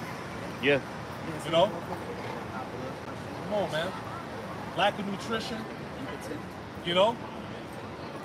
Go ahead. Deuteronomy chapter 28, verse 20. The Lord shall send upon thee cursing, vexation, and rebuke, and all that thou settest thy hand to do shall before unto do, until thou beest destroyed, until thou perish quickly, because of the wickedness of thy doings, whereby thou hast forsaken. Right, so all of this shit that Jake goes through, this is why, you know, on average, you know, the average Israelite man doesn't live very long. Yep. You know, because of the stress of life. You know, the things that the Israelite man goes through on a daily basis here, man. It's all set up to kill his ass. Yeah. Right? That's why grandma's be damn 88. Papa died at damn 60. Right. Now she the head of the family. 55, yeah. Heart attack. Look at Back fucked up. We look at these older couples, you always know that the man is always like, kind of like more hurt, you know, and the woman is more upright in their old age, because the man's done, you know, laboring his whole life and a laborious job and just assured himself. That's it. Look at this Ronnie Coleman dude, you know, and a lot of Jakes that it shows you when you break down. That's why we have a Sabbath. Right? That's why we have a day of rest. That's why there's supposed to be nutrients inside the food, you know, so you can actually, and that's why you're supposed to be able to labor for yourself. Because really when taxes is being taken out, you're really working for almost like 3 months for free out of the whole year. You know, so you only get 9 months to pay your bills, but it should really be opposite. You should be working for yourself for 3 months and taking their 9 months off. Labor in your field, you know, keep up the little upkeep here and there. You're supposed to be just 12 hours a day. Yeah, 12 hours a day, 365. That's madness, man. And the scriptures say within the law, hey, when a man earns his wages, you're supposed to pay him that day, man, before the sun goes down. You gotta wait 2 damn weeks. You gotta wait 2 weeks to get the check. Then when you get the check, Esau already got his cut out of it, man. What type of shit is that? He flipped that shit on Wall Street. Come on, man. You be using your money like at the banks. When you give them your money, you gotta go in there with an appointment because essentially Esau done used your money, you know. Yeah. That's why they give you like a penny a month or something like that. Yeah. Fractional reserve. Yeah. You got your money in the savings account, but he taxing it. Yep. Yeah, then your bank account get a certain below a certain level, he hit you with a tax. That's Penalty crazy. fee. Come on, man. You can't win in this place. Right? Let me read that in NLT real quick. So Deuteronomy 28 and 20 in the NLT. Yep. The Lord himself will send on you curses, Yep. confusion and frustration. Confusion and frustration. That's why niggas is always angry. I was about to say, y'all was talking about, you know, the granddad dying for it. That's the only why, because this society caters to the woman. So the woman, she's adding that stress to the man, what makes him die quicker. Exactly. Confusion and frustration in everything you do. And everything Jake put his hand to is nothing but confusion and frustration. This is the answer to so many problems that exist in the Israelite community. There you go. Lifestyle choices, all. It all stems right there. That problem, could you reread that verse once more? Deuteronomy 28:20 in the NLT. The Lord himself will send on you curses, confusion and frustration in everything you do. As Aquan said, this is why you see things going the way it goes, man. This is prominent with the so-called Black, Latino, Native American, and Hispanic, man. You confused, you are enraged, you know? You get to a point in age, like they say, you know, we're not supposed to make it to 25. Right. Making it to 25 is a spectacle. That shouldn't be the case. That's not normal. Shit, make it 20. But that's because of these curses, man. Yeah, but that's why they try to nullify the connection between Deuteronomy 28 and the Israelites. Yeah. Because these things, you can see the correlation directly to Negro, Latino, Native Americans. Man. Yep. Continuing on, it says the Lord himself will send on you curses, confusion, and frustration in everything you do, until at last you are completely destroyed for doing evil and abandoning me. Damn. That's black culture. This is why the so-called black community will never be better. This is why, at the end of the day, you hearing Jake continually talk about the community get better and doing this. That's crazy. That would never work. Exactly. That's why niggas can't come together in an organized fashion to you know, forward themselves. This right here is a proof that IURC linking with the NOI that helps black people. That's what's going to fail. Because it's the Lord that's doing this to our people. If this work be of men, it should come to naught. That's right. That's the work of the men. This whole unifying with the world and all that bullshit, the Lord ain't with that. And the spirit of Yahweh Shah. So all of this shit that you see, how you see these guys operating outside of what the Lord said, it's all going to come to collapse in due time. Right? The spirit of the Lord ain't with it. You got it, brother. Whatever. Go to James 5, verse 4. Speaking of 9, verse and all that. Behold, the hire. This is the book of James 5 and 4. Behold, the hire of the laborers who have reaped down your fields, which is of you kept back by fraud. Yeah. See, the laborers are who? You Jakes. All right, you so-called Negro, Latino, Native American, Hispanics. It says who have reaped down your fields have been kept back by fraud. The fraud is everything that we went through dealing with the curses, man. Taxation, all right, redlining. The fact that we built this country up and don't have shit to show for it, that's what you're saying. Fraud. You know, the oppression. Because when you figure out that Jake is behind everything that makes this society run, and the narrative that so-called black people got is that we're lazy, that shows you that this is all a fraud. Right. Because Jake should be. Oh no, I was gonna say even with the Northern Kingdom, right? That they're worthless. Yeah. That they're not in the Native Americans are drunkards. The Hispanics are just aliens. Yeah, they're border hopper. They're over here. Right. Gang members. But what about Esau? Nobody's asking. Every time you see an Edomite, he gets really good. Because they're eating so well. Burgers and french fries. You go to these other nations, they not eat as much meat, burgers and pork. And really just like even lawful things, you know? Because it's so expensive. Showing you who has all the wealth and who are the heifers of this society. Really ain't really doing nothing. That's why when you go into Daniel, it talks about the king dying. Esau looks like a king, man. And he has pushed that mentality on the rest of his people. Going back to the scripture, Esau has robbed the Israelites of what is really supposed to be ours. Y'all know me. Every Israelite that's working, we're not getting paid. No. They got Issachar. I just went to a new house development the other day. Issachar, everywhere. Building. They're not getting paid what they should be getting paid. It's Esau the man that's making all the billions, all the millions. It's him. And they kept keeping us back in order to Southern Kingdom, back by fraud. Not giving you what you worth. The fact that he's able to tell you your time is worth $7.25 or whatever the hell minimum wage is right now, that's him telling you how much you're worth. Like pennies on a dollar. And then getting taxed. That's crazy. That's He's fraud. sitting up there raking it all on him. James 5:4. Behold, the hire of the laborers who have reaped down your fields, which is of you, kept back by fraud, crying. Yeah, man. The laborers are now they're crying out to Yahweh Shemel Shah for justice. Go ahead. And the cries of them which have reaped are entered into the ears of the Lord Yahweh Shemel Shah, Sabbath. Yeah, Sabaoth, man, the Lord of armies, man. Right? That's why we're in a time of what? Of deliverance, man. The Lord said that he was going to deliver us out of the hand of the wicked. Right? Because enough is enough. You know? We're at that point to like how it was in Egypt. The Lord told Moses, I've heard the cry of my people. Yep. And those cries from all these years of being over in this captivity have reached into the ears of the Lord, to the angels. And that's why the Yahweh Shai is about to come back and redeem us. Scripture said we serve this captivity with rigor. You know? Make it some right quick. Zechariah chapter 2 verse 7. Deliver thyself, O Zion, that dwellest with the daughter of Babylon. And that's speaking of America, right? It says, verse 8. For thus saith the Lord Yahweh of hosts, after the glory hath he sent me unto the nations which spoiled you. For he that toucheth you toucheth the apple of his eye. You know? So, speak on it. That's why Babylon is about to be judged the way it's about to be judged, because Esau has ran the Lord's people into the ground.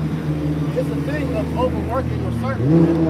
Because when you go into a king, how he rules over his servants, you want them to work in the most opportune situation, and when they're bringing forth the best work for you. And how Esau does it, he grinds you to the ground until you can't work. Which is why you're seeing the quality of things America made is so shitty. You know, you're given shit material with rigorous work. That's why they're pushing towards AI and robotics, right? Because they're working all their servants into the work. So it's going to be a point where there will be no more servants. Right. So what they do is they give you that universal basic income, and they take your job and give it to a robot in some other country. Yeah, robots don't complain. Robots bugged out. Now they are, because you see robots giving them the work, and they're just disconnecting themselves. Yeah, there was a art piece where a robot, he basically was like, it was a machine, AI created machine where it would draw art, you know, or it would have like this puddle of paint and it would scoop it all in, and it was doing it all like fun, but they have it running 24/7 to where now it's all grouped down, because, you know, that's artificial life, of course, like the mechanics of it is dying, but that's what happens when you work with people like that. That shows why there's a rest that's needed. Everything needs rest. Yeah. We brought it out earlier in Daniel the 7th chapter that he would wear out the saints of the Most High. Yeah. Right. Jake is worn the fuck out.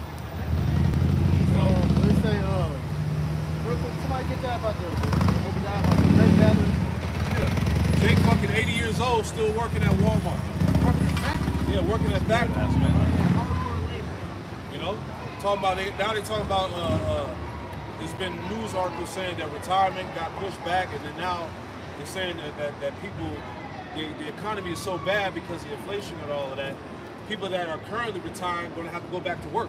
Yep. Yeah, you gotta get Social Security ain't enough. Yeah, Social Security is trash. And they're talking about taking that away and pushing that back further. Come on, man. You know, so you're literally forced, like how it was in the plantation, to work to the south. That's it. No rest. Lord said you weren't going to have no rest. Somebody had it. I got this is the book of Obadiah, chapter 1, verse 5. And it reads, if thieves came to thee, or robbers by night, how art thou cut off? Would they not have stolen until they have enough? If the great gathering came to thee, would they not leave some grapes? Right, because when you go into, you know, our customs back then, when you will plow the field, you will leave things there for the poor, you know, so they would have something to do. Using that comparison to now, Esau is taking everything.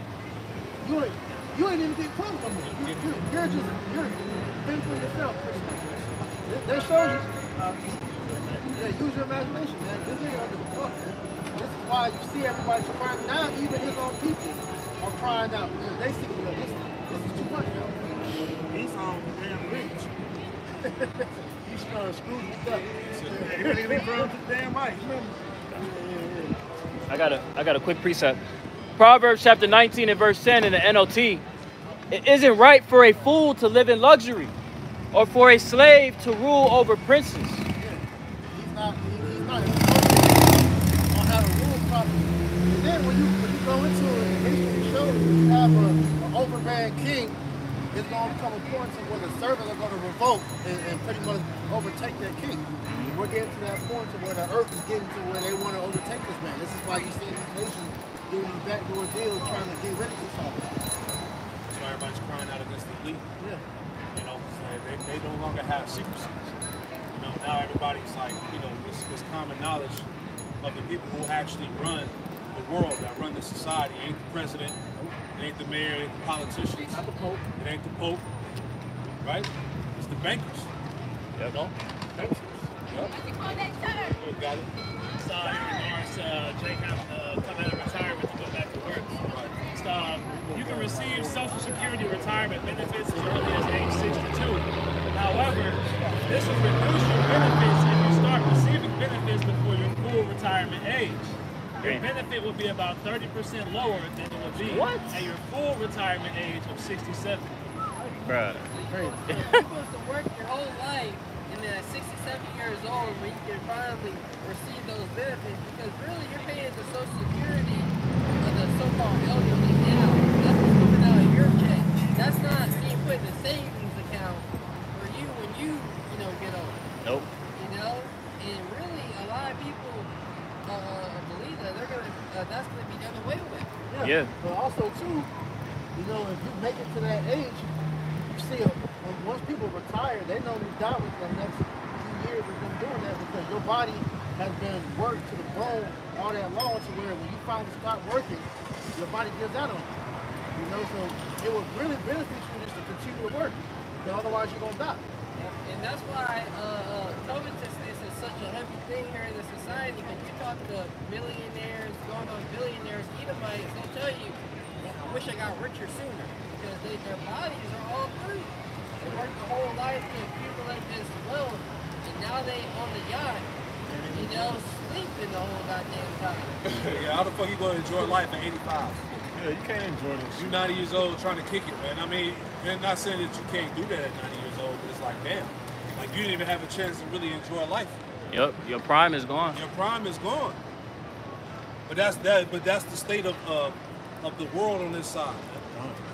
Right? This is Sirach, chapter 30, verse 15. It says, health and good estate of body are above all gold, That's right. and a strong body above infinite wealth. Yeah, a strong body above infinite wealth. You can have all the money in the world, but if your body is finished, then what use is it? And you had the example of that nigga Steve Jobs. Yeah. He was a billionaire, and then the nigga died. He couldn't enjoy the money, man. Yeah. He died young. Yeah, he did. What's it, Jacob Rothschild? He was on his 11th heart transplant before he broke. Yeah. You can't get to that age and your body start to fail you and enjoy your riches. That's it. You're going to spend majority on your health. Exactly. Trying to promote That's it. why these devils are doing, the witchcraft shit to try to live forever. They're coming up with these vain worldly ideas. What's it called? Cryonics, freezing your body. Cryogenics. Uploading your consciousness to a computer. To live forever and all of that. All these vain means of trying to live forever. Yeah. It says, there is no riches above a sound body, and no joy above the joy of the heart. That's it, man. See that? So there's nothing like having a sound body. Yeah. Nothing can compare to that. Now, this is for Jake. Alright. That word sound goes into whole. There you go. Whole goes into health, having a body, a healthy body. Right. Because really, when you're going through your hardships, that you're able to endure. Right. You're able to endure life. You know, you have a weak body when something hard comes down, you react to it and hold off.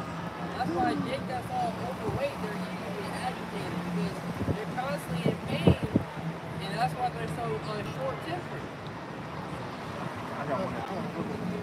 This is Sirach 31 and 1. This is the other side of the spectrum of Jake. This is, it says, Sirach 31 and 1. Watching for riches consumeth the flesh, and the care thereof driving away sleep.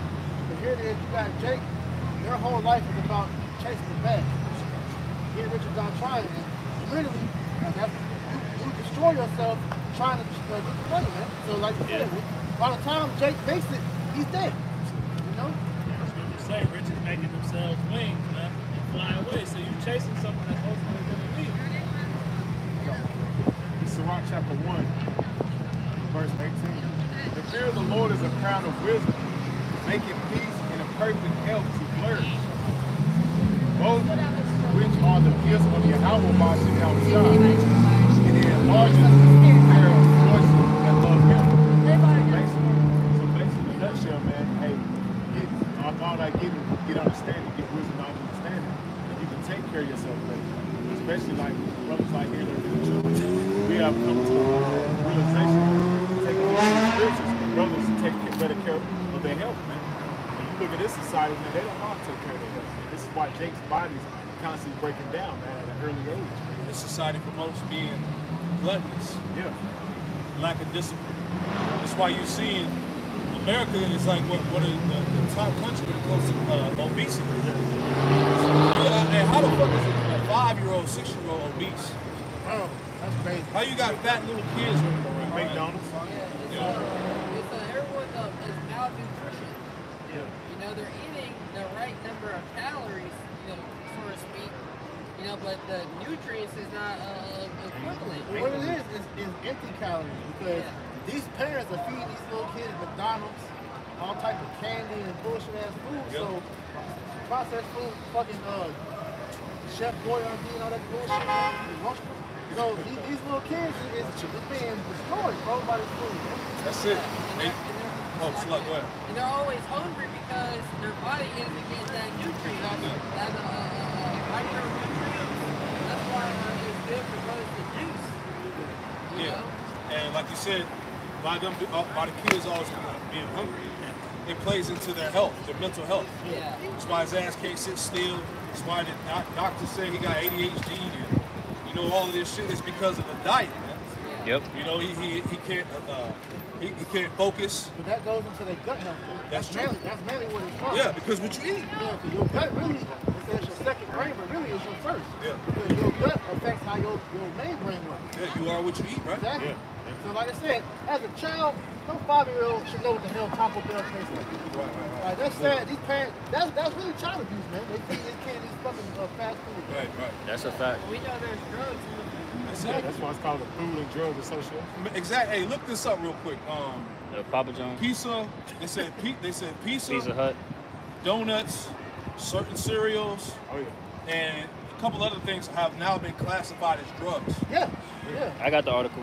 Go ahead. This is from the Daily Mail posted November 10th, 2022. It says, exclusive donuts, cereal, and pizza should be redefined as drugs. Scientists say highly processed foods are just as addictive and harmful as cigarettes. Come on, man. This is supposed to be food being classified as drugs, man. So all people are really consuming on a daily basis is fucking chemicals. Yeah, that's why they be how can I put it? They be withdrawn from that shit. Yeah. They be like, oh, I want McDonald's. McDonald's. It's chemicals. The chemicals that make you addicted. The chemicals for the flavor. Because like we said, all processed food is artificial sugar, artificial sweeteners, and then like the fats and shit.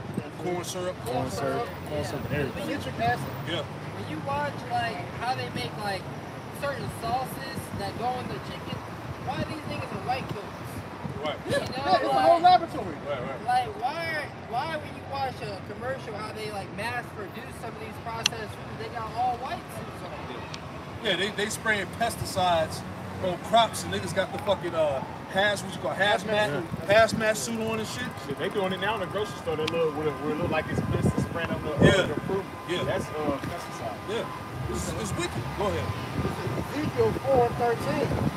And the Lord said, even thus shall the children of Israel eat their defiled bread among the Gentiles, whether I will drive them. Yeah, we will eat our bread defiled amongst the Gentiles. The defiled goes back to the GMOs, the chemicals, the preservatives, the dyes, the lead, the poison, all the shit that's in American food. Yeah, That's right. You know, you go up a couple verses, the Lord told Ezekiel to eat some dung. You know, probably real quick, going up, start at verse 4, Ezekiel 4 and 11. Thou shalt eat also water by measure, the sixth part of an hin.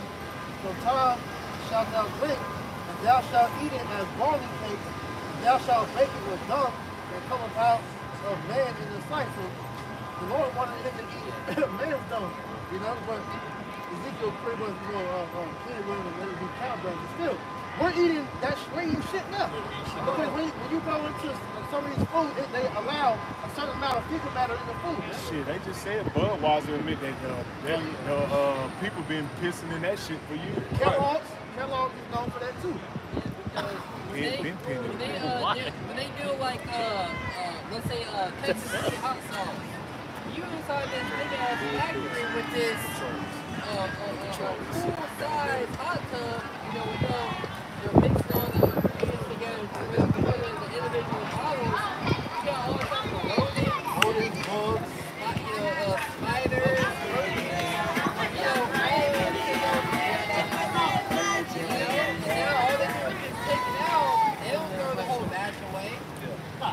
Even the tap water system. It's a regulated amount of that shit that you said that they allowed in there at the time. Tap water, poison, you know, everything about this shit is just so, like you said, man, it's a miracle that we're still alive and drink this shit for all these years. Pretty much just encapsulating and summarizing, paraphrasing that, you don't have press on this side, you know. Because true food, when you're reading the scriptures, true food, you know, it was reviving. Yeah, it's nourishing the body. Like you said, like, look at training, man. And that food is our medicine. It's just not good. We've been taught to eat for pleasure. You know, eat for pleasure, not health. Yeah, because when you eat, it's a ritual. You know, like, you becoming one with that DNA that's in that food. Your DNA is a merging with everything. With the DNA that's in like vegetables, meat, whatever it is, and everything. That's why they said, GMOs, you're literally changing your genetic.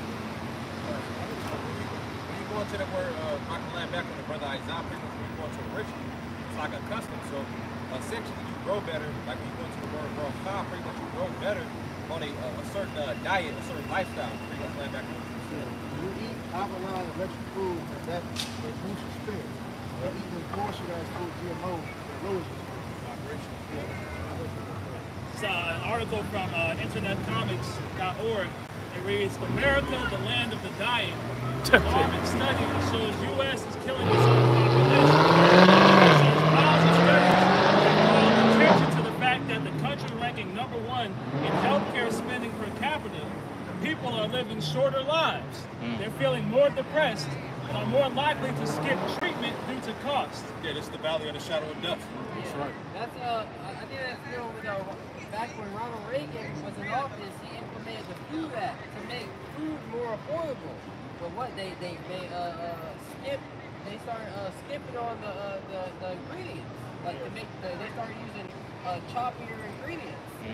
Toxic. It says, in a performance ranking, the 11 high-income countries compiled by the Commonwealth Fund, the American healthcare system came in dead last, with the worst outcomes of any of the nations studied. God damn. The only wealth is life, quoted the 19th century critic John Ruskin.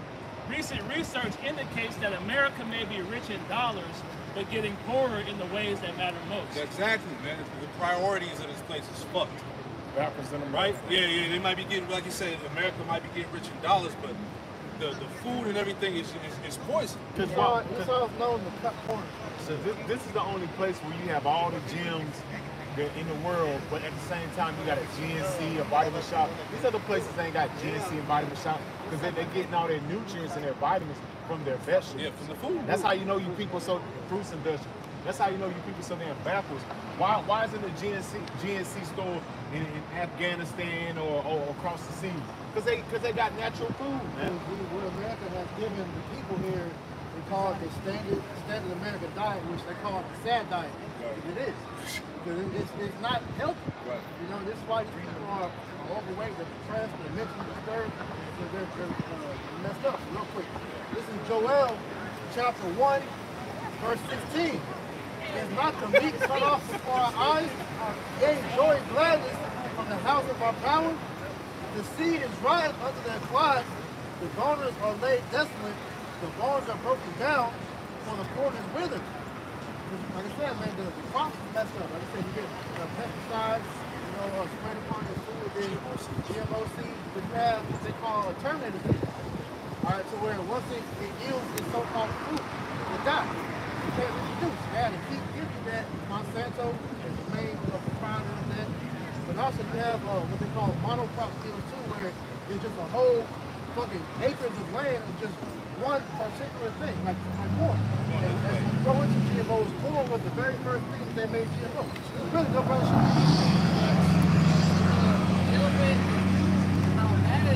That's why they have to put those chemicals. Really, what it does is make you high. You know, just like we're supposed to be able to eat, you know, certain fruit. Fruit is a dessert, it's an herb. You're supposed to eat the fruit and get that, you know, that nourishment and that sugar, you know, to make you feel like, whoa, like, feel good. That's why they'll tell you, you know, you should stay away from sugar, and then you got doctors that tell you you shouldn't eat fruit, but the sugar from fruit is actually healthy food. You know, it has fiber, right? And this is why, you know, GMOs again, the Lord gave you certain fruits and vegetables for season, because they come into bloom in that season for that particular reason. Like for example, summertime, you're getting like fruits like melon, watermelon, stuff like that, because when it's hot, you need the water. Right. Whenever you get in the summertime or fall time, you got things like pumpkin, and you know, kind of like the pumpkin is for, you know, your body, you kind of heat yourself up during the winter season, cold season. So the different foods during the season are there for a reason. Esau was like, look, you got watermelon all year round, so we'll give you a watermelon, even though it's seasonless, but you have a watermelon year round. That's not supposed to be like this. Exactly. Only a devil would strip the nutrients out of the food and vegetables and give you supplements. You know? I had one after. Let's go back to the point. This is the book, Sirach, chapter 38, verse 4, and it reads, the Lord hath created the medicines out of the earth, and he that is wise will not abhor them. Right, it's the medicines out of the earth. When you look at, you know, essentially herbs, or you got foods, you know, Esau say, hey, don't eat this, or, you know, don't take this herb. So even with the stones, you know, pretty much Esau has essentially somewhat shadow banned them, you know. And made them as if they were something bad, you know, but it says in the scriptures, you know, that he wasn't for those. You know? Like an example, you know, all these cancer patients, that's one of the leading diseases amongst especially our people. But there's certain herbs that Esau banned, like apricot seeds, you know, soursop and different things like that. You can, that's supposed to be easily accessible to you. But Esau has either banned it or hid it. You don't even know. I know. Even going into things like diabetes and high blood pressures, they try to blame things like that on salt and say they're having too high of sodium levels. But it's actually the sugar that's causing it. The salt that you're getting doesn't have the mineral content to be able to help you, man. So they give you this iodized, stripped down salt instead of taking the rock. That's what's wrong with salt. Right, and they said the high blood pressure, thing, or high blood pressure, they said it's due to high sodium, but really it's because you're dehydrated. And then, like you said, with that iodine and salt, that's really glass particles that is crushed up. People that have high blood pressure is really because your arteries are getting cut up by that glass. I had some right. You have more on that? Real quick. Sirach chapter 10, verse 8. It says, because of unrighteous dealings, injuries and riches got by deceit, the kingdom is translated from one people to another. So as we discussed throughout this sermon, this is not our rest. It's attributed to the rulership that's in power at this time. The way how he operates the earth is not beneficial for anybody. All 18 nations. But see, he knows that because real quick, it's cool, you know, the Job, they said he was eating the juniper roots and marshmallow roots. And then somebody Googled the benefits of both of those, man. So he knows his benefits in the earth. Yeah, Daniel referred to that too. But like I said, this knowledge isn't taught in their medical system. Because when you go into, you know, people that's dietitian, nutrition, and that type of field, they're not taught about, you know, earth, man. You know, botany, biology, and all that stuff. They're told through a system that Jay Rockefeller put up. Pretty much, you know, your money in this country. And then they're just killing it. Right. This is the book of Job, chapter 30, verse 4, and it reads, who cut up mellow I got juniper. and juniper roots for their meat.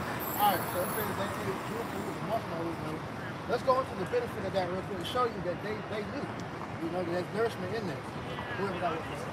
It says here, very well held, it says, the most studied benefits of marshmallow roots have been in treating respiratory and digestive tract symptoms and in skin health and wound repair. Right. So the Edomites, they have a very, they call it carnivore diet. That's popular now. If you eat a lot of meat, that causes digestive problems. Yep. So they would eat the marshmallow root to help get that stuff out of it. You know? So some studies identified antioxidant and antibacterial properties. That's pretty much And dealing with a lot of these diets, you know, that you saw that pop up, keto, carnivore, really what they're seeing the benefit of is them cutting out of the processed food out of their diet. That's really what it is. They're finally cutting out the processed food because eventually they change it up from the carnivore, they switch things up. It's not healthy to just eat just meat and nothing. It's not healthy to never eat carbs. Yeah, just like it's not healthy just to eat just plants. Because a lot of these stupid ass niggas that go vegan think, oh, I'm just not gonna eat no more, and they end up being either fatter than normal or they're malnutrition because they're not getting protein. Because they niggas don't know how to eat right now. Yeah. Yeah, that nigga. Just drink water. Dr. Tony Price, all them guys are straight fruits and vegetables. Nah. We were made to eat, that's why we have canines. Y'all get it too. Dr. Tony Price got good. Vegetables all that This is it's a little bit more. Going into the juniper root, the benefits of juniper root studies indicate juniper has antioxidant, antimicrobial, anti-inflammatory, and anti-cancer, as well as blood sugar, blood fat, and blood pressure lowering properties. That's why the scriptures say the Lord created medicines out of the earth. God. And he that is wise will not abhor them. That's right. I didn't know that. That's why, like, example, who's the nigga? Was it Prince Charles? Or just, Yeah. He got diagnosed with cancer, right? What did it say he did? He hired a bunch of fucking holistic doctors. Yeah. Why? I wonder why. Yeah. But then if you want to get that, it's not covered by your health insurance. Exactly. Right. They want you to get chemo and shit because they know that chemo is killing you. It's a slow kill. Man, this got a lot of healing. May I keep going on in this? Yeah. Send it to the chest.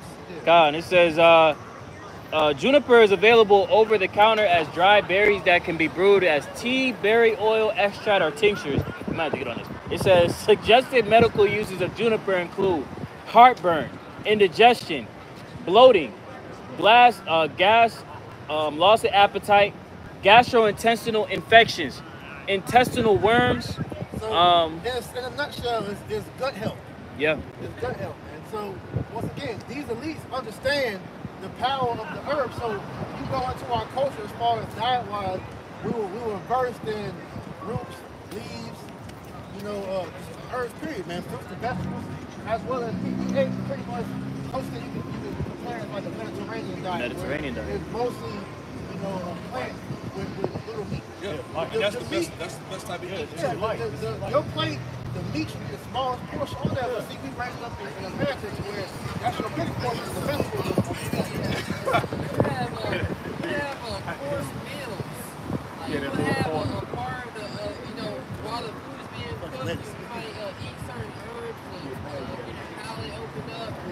your digestive system go away, waiting for the rest of the food to be good. Exactly. Yeah, and then also too, it's filling. Because if you eat like you eat a burger and fries, I did this last night. I ate a burger and fries. Me too. I ate 2 burgers and fries. I was hungry still. It was like, but this brother made a meal. It was like with potatoes, ground turkey, and some rice. It was filling. Put some greens in there. That makes you gonna be full, man. You know, so that shows you we have when you come to church, you gotta learn all that over again. No, you're right. I had a fucking triple cheeseburger God damn. from Five Guys. Hey, you still hungry? I'm still hungry. After I Damn. literally like maybe about an hour later, 45 minutes later, I'm hungry again. Like, yo. And then keep this, because really you're not supposed to be eating a burger with bread. To be honest, You're not supposed to eat burger or fries. that's starch. I believe you need a acidic, you need a level of acidity in your stomach, your digestive tract, to break down the meat. But to break down the carbs, the fries, you need alkaline. So it don't mix. That's why, even with eating, you ate in a certain order. You eat your fiber, your greens, your protein, your fats, and your carbs. Just so things digest easier in your digestive. We all messed But up. that's why when you go to a fucking restaurant, they give you the fucking rolls, shit first, then you eat your food. Yeah. That's why you That bread has a lot of that sugar. Yeah, the bread has the sugar where it spikes your glucose levels. Your blood sugar levels, and then so by the time you eat, you hungry again at the end of the meal. Now you want dessert. It's a hustle. I'm gonna get a precept for one or two of those on it. The book of Judges, chapter 15, verse 19. It reads, the most high place, a hallowed place that was in Jah. There came a water thereof, and when he had drank, the Spirit came again, and he revived. Wherefore he called the name thereof Engedi, Hey, Ayam Gadash, which is the brought an example. It's pretty much going into after you should be revived. It shouldn't be to where you're living to. You shouldn't be living to eat. You should be eating essentially to live and to revive again. You all fucking sluggish. And prime example, every single time. That finish. That shit is crazy. Go ahead, I got this is the book. 6. Essentially, what the Lord is doing is he's essentially restoring the earth. Because who's in rulership right now, he's not going to rule that in the correct fashion. And essentially, to the example that we got, hey, so restore as well. That's it. Get rest. Man, there was an episode of My 600 Pound Life where these dicks were going to a potluck. They got 10 pizzas. And they got like 4 boxes of pizza for the potluck. You had no mercy. You had no mercy. This is the book, 2nd Ezra, chapter 8. I'm going to read verse 52. And it reads, for to you is paradise open. The tree of life is planted. Yep. The time to come is prepared. Plenteous is made ready. Hey, I'm looking forward to eating real food. Bro, Eating real fruit, eating real vegetables, man. drinking clean, real water. Come on, man. Because like when you do it, like eating the pineapple, you're supposed to cut the top off and sew it back into the ground. Yeah, any fruit that you get, take the seed and you plant the seed, bring it back to fruit. It's supposed to be everlasting. It's not supposed to be like, damn, everyone's throwing away their seeds and throwing away. You can just regrow it in your backyard. Or you can use it for other stuff, like the compost from the fruit and vegetable after you juice all that.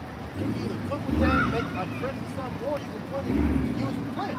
Seasonings. Like for that too, dehydrate. Like example, you get dates that got the pits in it, right? You can take the seeds and grind the seeds up. That's like coffee.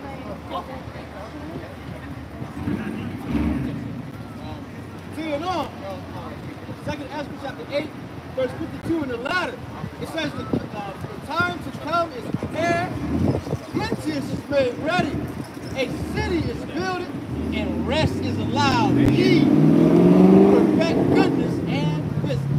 Hey, rest is allowed, because again, going back to the scripture, Isaiah 14:4, hey, Jake, we don't have no rest on the side, In the kingdom, we're going to get rest, and we're going to be able to have that plenty, that abundance, Verse 53.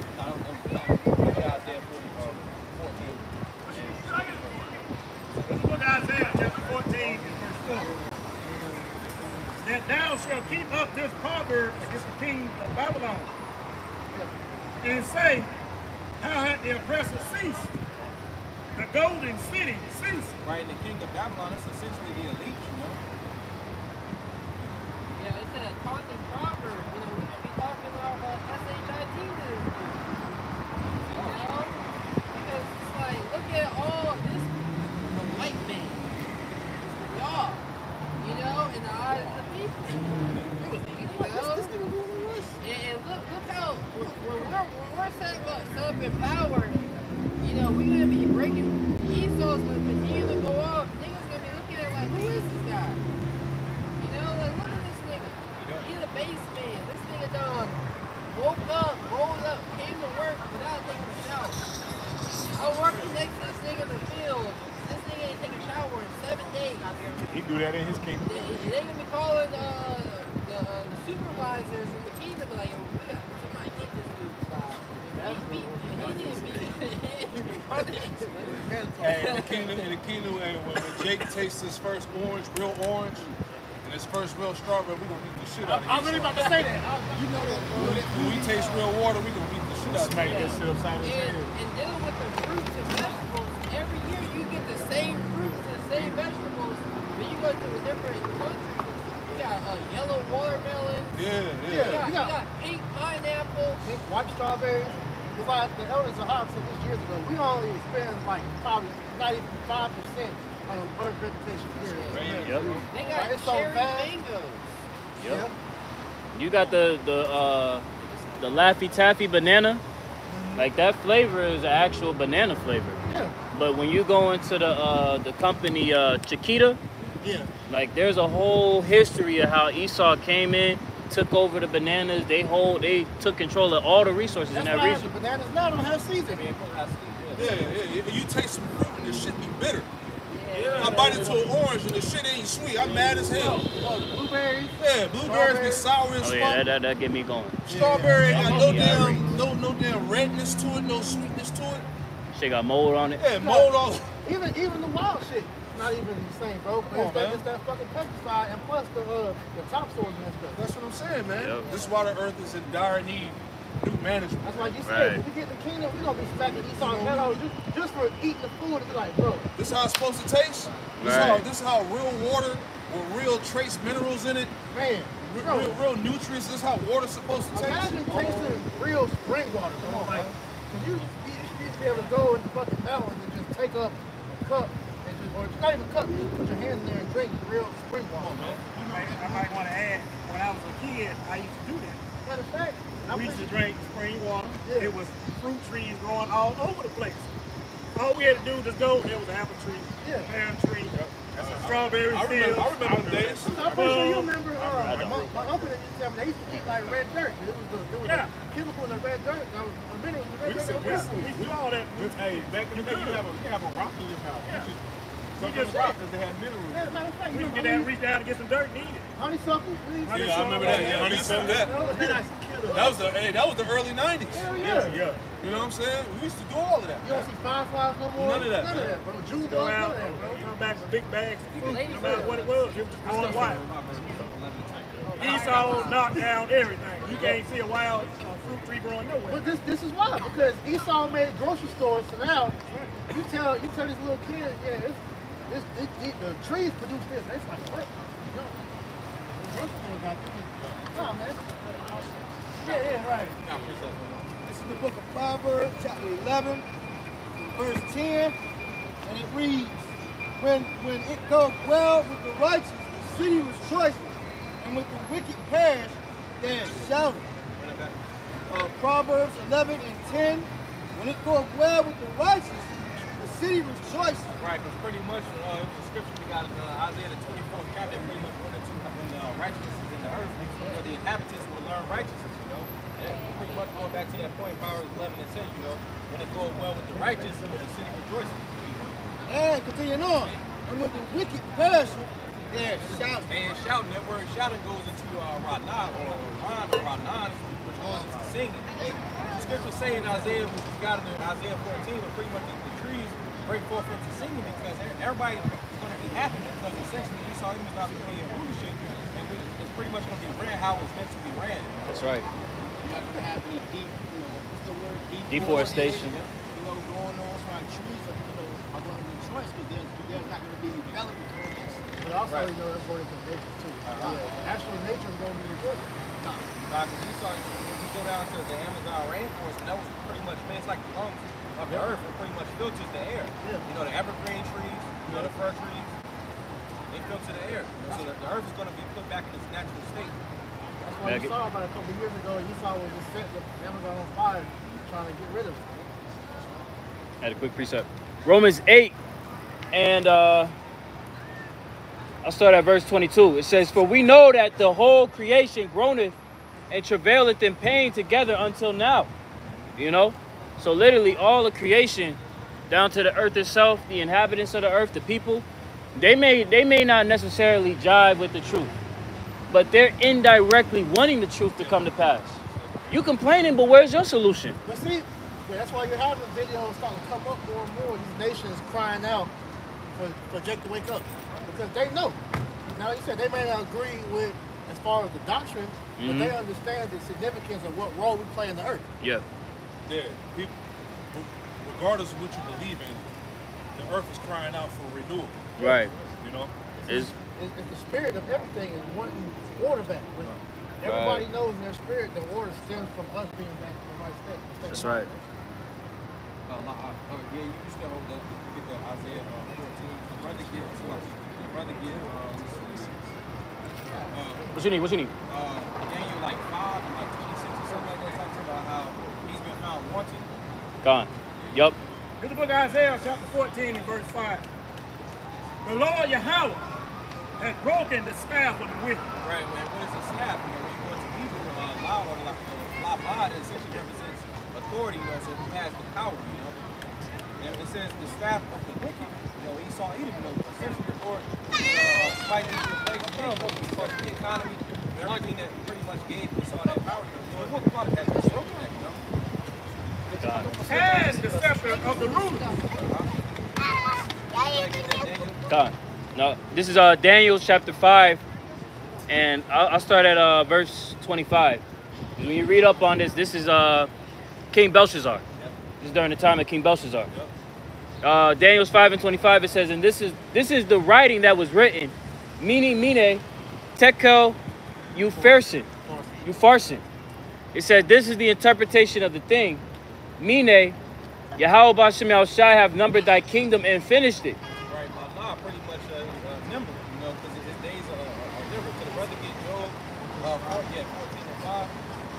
Because this is a specific amount of time that this man's going to be in rulership, Right. There's a cap on his power. God. So Job chapter 14 and verse 5. You have decided, like I said in the King James, seeing his days are determined, the numbers of his months are with thee. Thou hast appointed his bounds that he cannot pass. Right, so he has bounds that he can't pass. Essentially his days have been numbered to be in rulership, Right. Go back to As well as, Damn. what he can do. Like, he hasn't been able to go outside of the earth.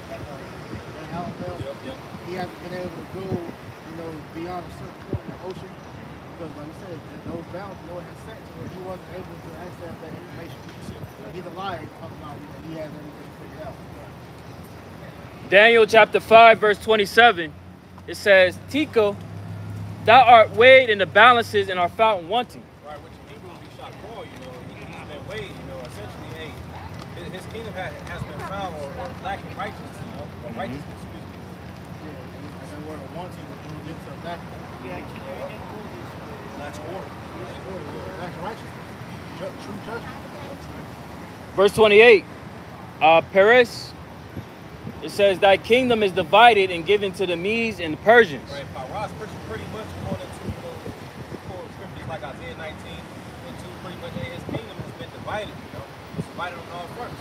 Right. So Okay. pretty much going into that scripture, what did you read that again? Isaiah 14.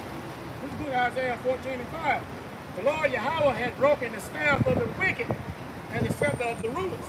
Right, so pretty much with all those things in mind, hey, Esau has pretty much his power being broken, Verse 6.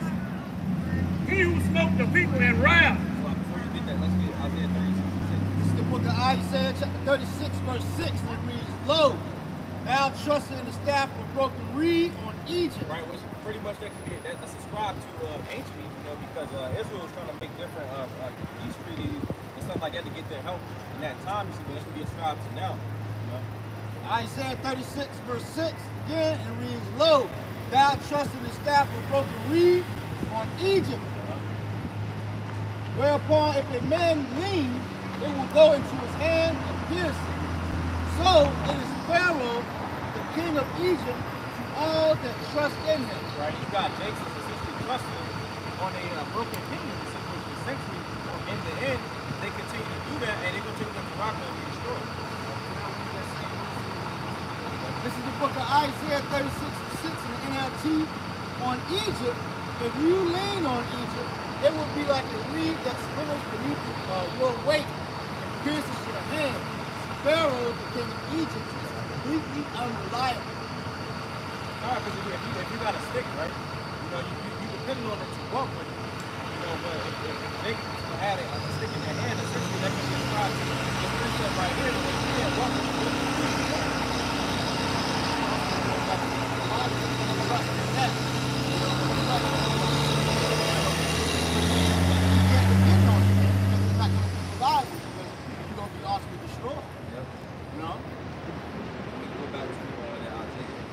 Look at Isaiah 14 and verse 6.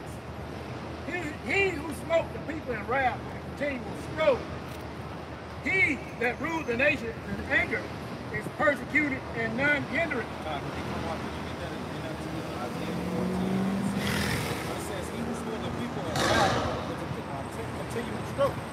Pretty much going into laws and legislation, and also it can be ascribed to, you know, the scriptures say that the hammer on the earth, you know, pretty much it was a quote, you know, I believe dude said, the problems in the earth, if you're a hammer, everything's moving like a nail, you know, so essentially Esau handles things in that fashion, you know, he tries to destroy things, you know, he went into Afghanistan, Iraq for weapons of mass destruction to destroy it and pretty much get the resources that is over there, you know? Right. Isaiah 14 and 6 in the NLT. You struck the people with endless blows of rage and held the nations in your angry grip with unrelenting tyranny. Right, unrelenting tyranny. You know, he didn't stop. He didn't stop. Didn't get that Isaiah 10 and 1. That's why it's going to take your whole shot and take you down. You're not going to stop. Isaiah chapter 10, verse 1. Woe to them that decree unrighteous decrees, and that right grievousness which they have prescribed. Right, we can see this in their laws, legislation, you know, overtaxing, or they shouldn't even be taxing you know, but pretty much in their lifestyle. Could a brother get Psalms 14 and 1? God. You know, because one of my people get Psalms 73 and verse 9. This is the book of Psalms, chapter 14, verse 1, and it reads. You got that? Psalm 14? Now we get the Psalm chapter 73 and verse 9. They boast against, it's like they set their mouth against the heavens. Right, they set their mouth against the heavens. All right, and what's in the heavens? The conversation of the heavens is truth. You know, so that they set their mouth against the heavens. You know, pretty much going into the disorder they push forth in society. They set their mouth against the heavens, and their tongue walking through the earth. And their tongue walks through the earth. We have different laws, legislation, the ideologies, the philosophies. You know, pretty much what's on this man's mouth is what's in his mind. You know, and we want to get that Psalms 14 and 1. I mean, add that word walk goes into the word the rock. You know, which is your manner of life, your customs, man. Conversation. Got the ball got Psalm 14. I'm sorry, Psalm 14 and 1. Okay, okay. This is the book of Psalm, chapter 14, verse 1. It reads, the fool have said in his heart, there is no God. Right, so this is right. This what you say what's in your mind will come out through your speech. So if he's thinking that, that's what he's gonna push. Right. To the earth. That's his policy. Yeah. The policy that he enacts in the earth is showing forth that this is his mindset. Right, 2 Thessalonians, the son of perdition. That's the beauty behind the scriptures. When you break the scriptures down, it gives you the Esau's mindset. That's how you know it's him. You know. Psalm 14:1, the fool have said in his heart, there is no God. They are corrupt. They have done abominable works. They are corrupt. They have done abominable work. We can see this in their actions. They take the shrimp out of the water. Pretty much. They eat it as a delicacy. That's meant to clean the earth. They take the pig. They put that on the shelf. Essentially, the pig is supposed to pretty much clean the earth. So essentially, that's an abominable work. Yeah. Continuing on, it says they have done abominable work. There is none that do. There is none that do it good. So essentially, all Edomites, they don't do good. It was created to be the wicked. Their mind and their thoughts are far from God. So they're not even, they're not thinking about the Lord at all. It's like in the beginning, the angel said it was good, and the Edomites did contrary to that. Habakkuk 2 and 4. This is Isaiah chapter 14 and verse 7. The whole earth is at rest and is quiet. They break forth singing. So they break forth into singing. All right, because essentially going back to how Esau made the earth to where it was being ran in this order, so essentially that stressed that, It says the whole earth is at rest. Hey, it's pretty much the Lord's going to restore everything. Keep on. Verse 8. Let's get Proverbs 29 and 6. This is the book of Proverbs, chapter 29, verse 16, and it reads, when the wicked are multiplied, transgression increases, but the righteous shall see their fall. Yeah, we're seeing their fall. Because essentially, again, going back to the point of Esau running the earth and wickedness, you see what that produced. All right, so now we're seeing their fall because their kingdom has been found once.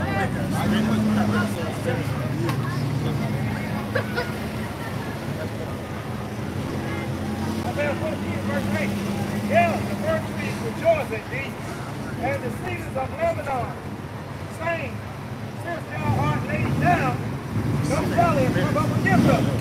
Right, pretty much that it was a time period to where you back in like ancient Babylon, actually King Babylon, he cut down the cedars of Lebanon, but this can also be ascribed to Esau present day. Because he's destroyed the people, and then also the actual trees.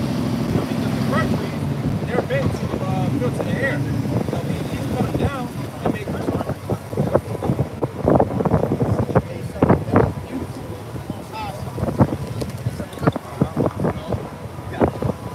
Verse 9. Hell from beneath is moved from thee to meet thee. At thy coming, it stirred up the dead from thee. Yeah, the dead is the heathen nations. They represent the dead. Go ahead.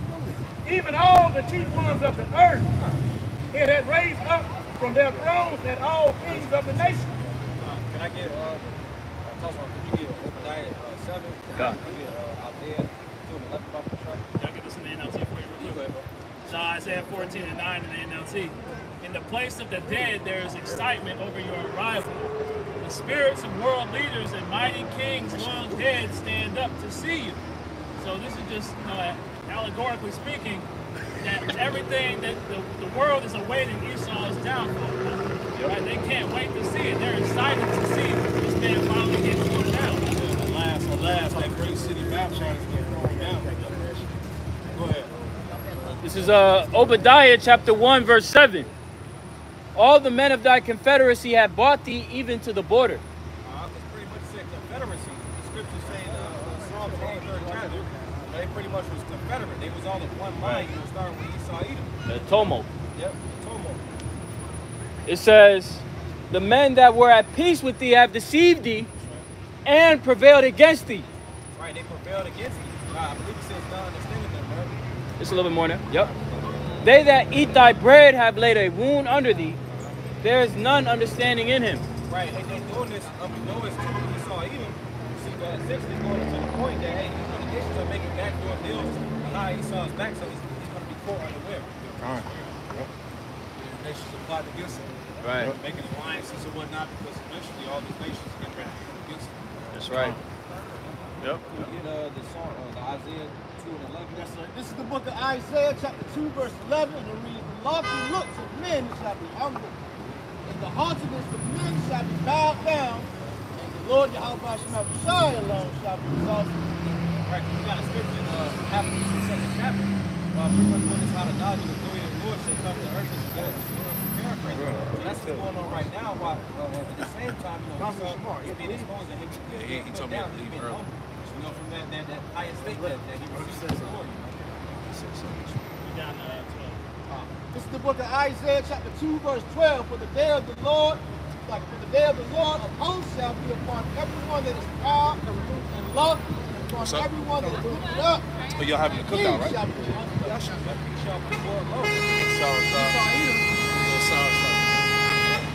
Esau Edom is being brought low to his natural state.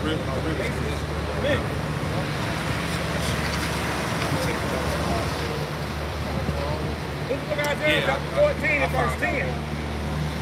All they shall speak and say unto thee, art thou also become as weak as we? Art thou become like unto us? Right, the process of Esau's kingdoms are going down. At the same time, the Babylon great, like the biggest third world country. Right. They had a think tank that came out where they labeled the United States for the first time as a backsliding country. Because at one point, once America came into that steed of nobility, so to speak, entering in as the dominant superpower of the world, everybody saw America as the creme de la creme, so to speak. But now it's like, you ain't no better. You're still facing the problems. And the problems that we're really seeing that's coming to America right now is the plagues. It's the plagues of the Lord, man. You know, the scriptures speak about in Galatians that you reap what you sow. So all of Babylon the Great's actions throughout the world, they're now starting to see the byproducts of that, which is the curses of the Lord. Right.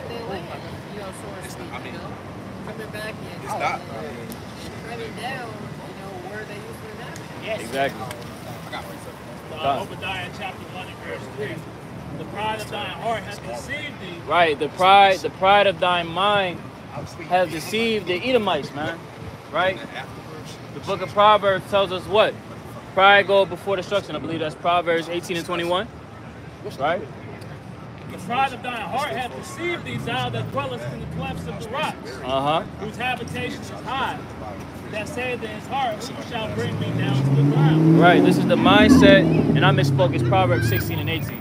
But this is the mindset of the self-proclaimed white race, the Edomites, man. Who is going to be able to bring me down? You know, you hear the discussions of these prideful Babylonians. It's like, look, we got the best military, we got the tech advancements. There's no way that you can ever try to invade America. But you've been seeing over the course of these past couple of years what? You've had a little pop-up Chinese police stations, right? You got the migrant influx coming from South and from Canada, the border up north, which nobody really concerns with. But there's an influx of things that are happening in America that shows that it's at its end, man. But America is so prideful that they think that they can't go down. That's how you know it's divine intervention. Yeah. Because the Lord set it up to where no one was going to be able to bring them down on their own accord. Right. Outside of him set things in place to destroy this thing from the inside out. Right. But that's, like you said, brother, it's the intervention. The Lord brought, just like how he used Pharaoh, he lifted him up just to bring him down and exalt the name of Yahweh Hashem El Shai.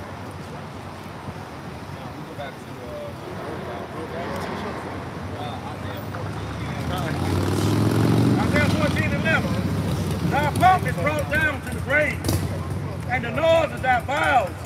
The worm is spread under thee, and the worms cover thee. Salakia. Reread that verse just a little bit more now. Just a little bit more now.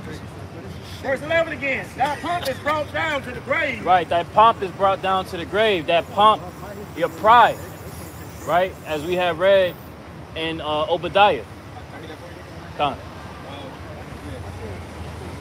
Ezekiel chapter 28 and verse 5. Verse 5 is pretty much like the brother went into. It said, thy pomp, is your word, thy pomp is God, which is the pride, something that allows you to feel lifted up, you know? Right. Ezekiel chapter 28, verse 5. By thy great wisdom and by thy traffic hast thou increased thy riches.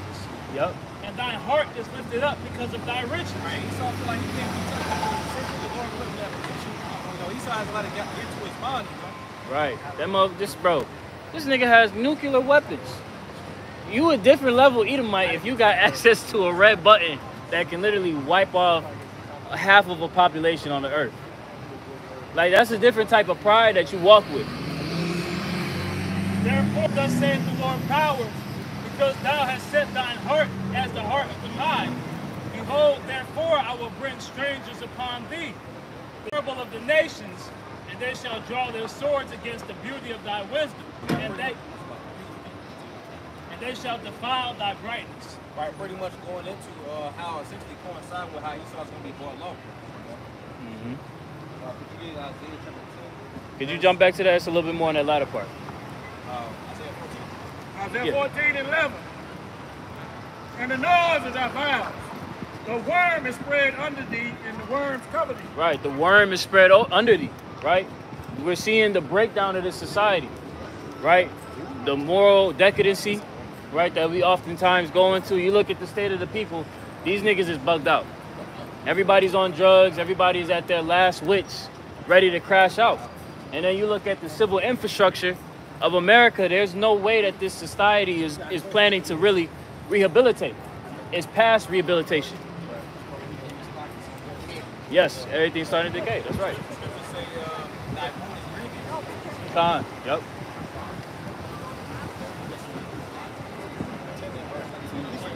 The book of Isaiah chapter 10 verse 33, and it reads, Behold, the Lord of hosts shall lock the brought with terror, and the high ones of the statue shall be hewn down. Right, the high ones of the statue shall be hewn down. Come off the Psalms 37.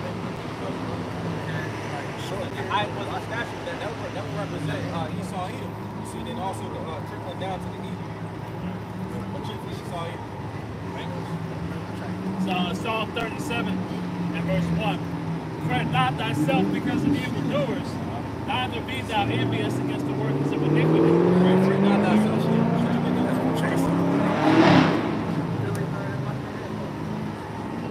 So essentially, like we got in Psalms, the 28th chapter, essentially they got their just desserts, coming to them. That's right. I got that word fret in the free dictionary. The word fret in the free dictionary, it says to be vexed or troubled, worried. It says to move agitatedly. The cause to be uneasy, to gnaw or wear away a road.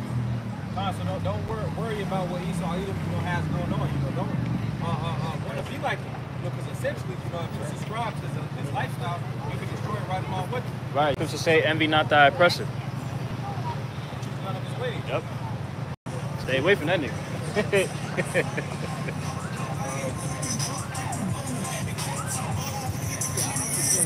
To Isaiah chapter 33, and it reads, Behold, the Lord of hosts, shall lop and brought terror, and the high ones of stature shall be hewn down. Right, the high ones of stature shall be hewn down. Going back to Psalms 37 chapter.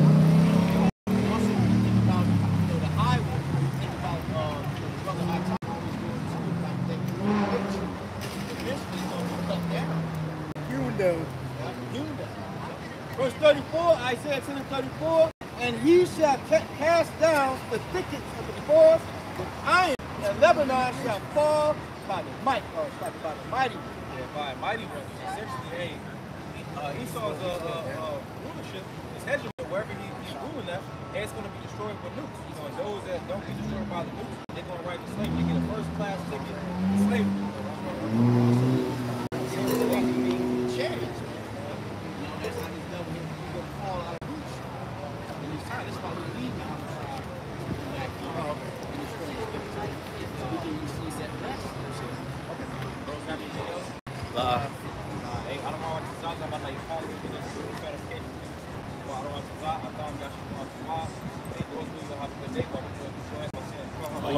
Yahweh, Ba'Shem, Yahushua, Ba'Shem, Kakodash.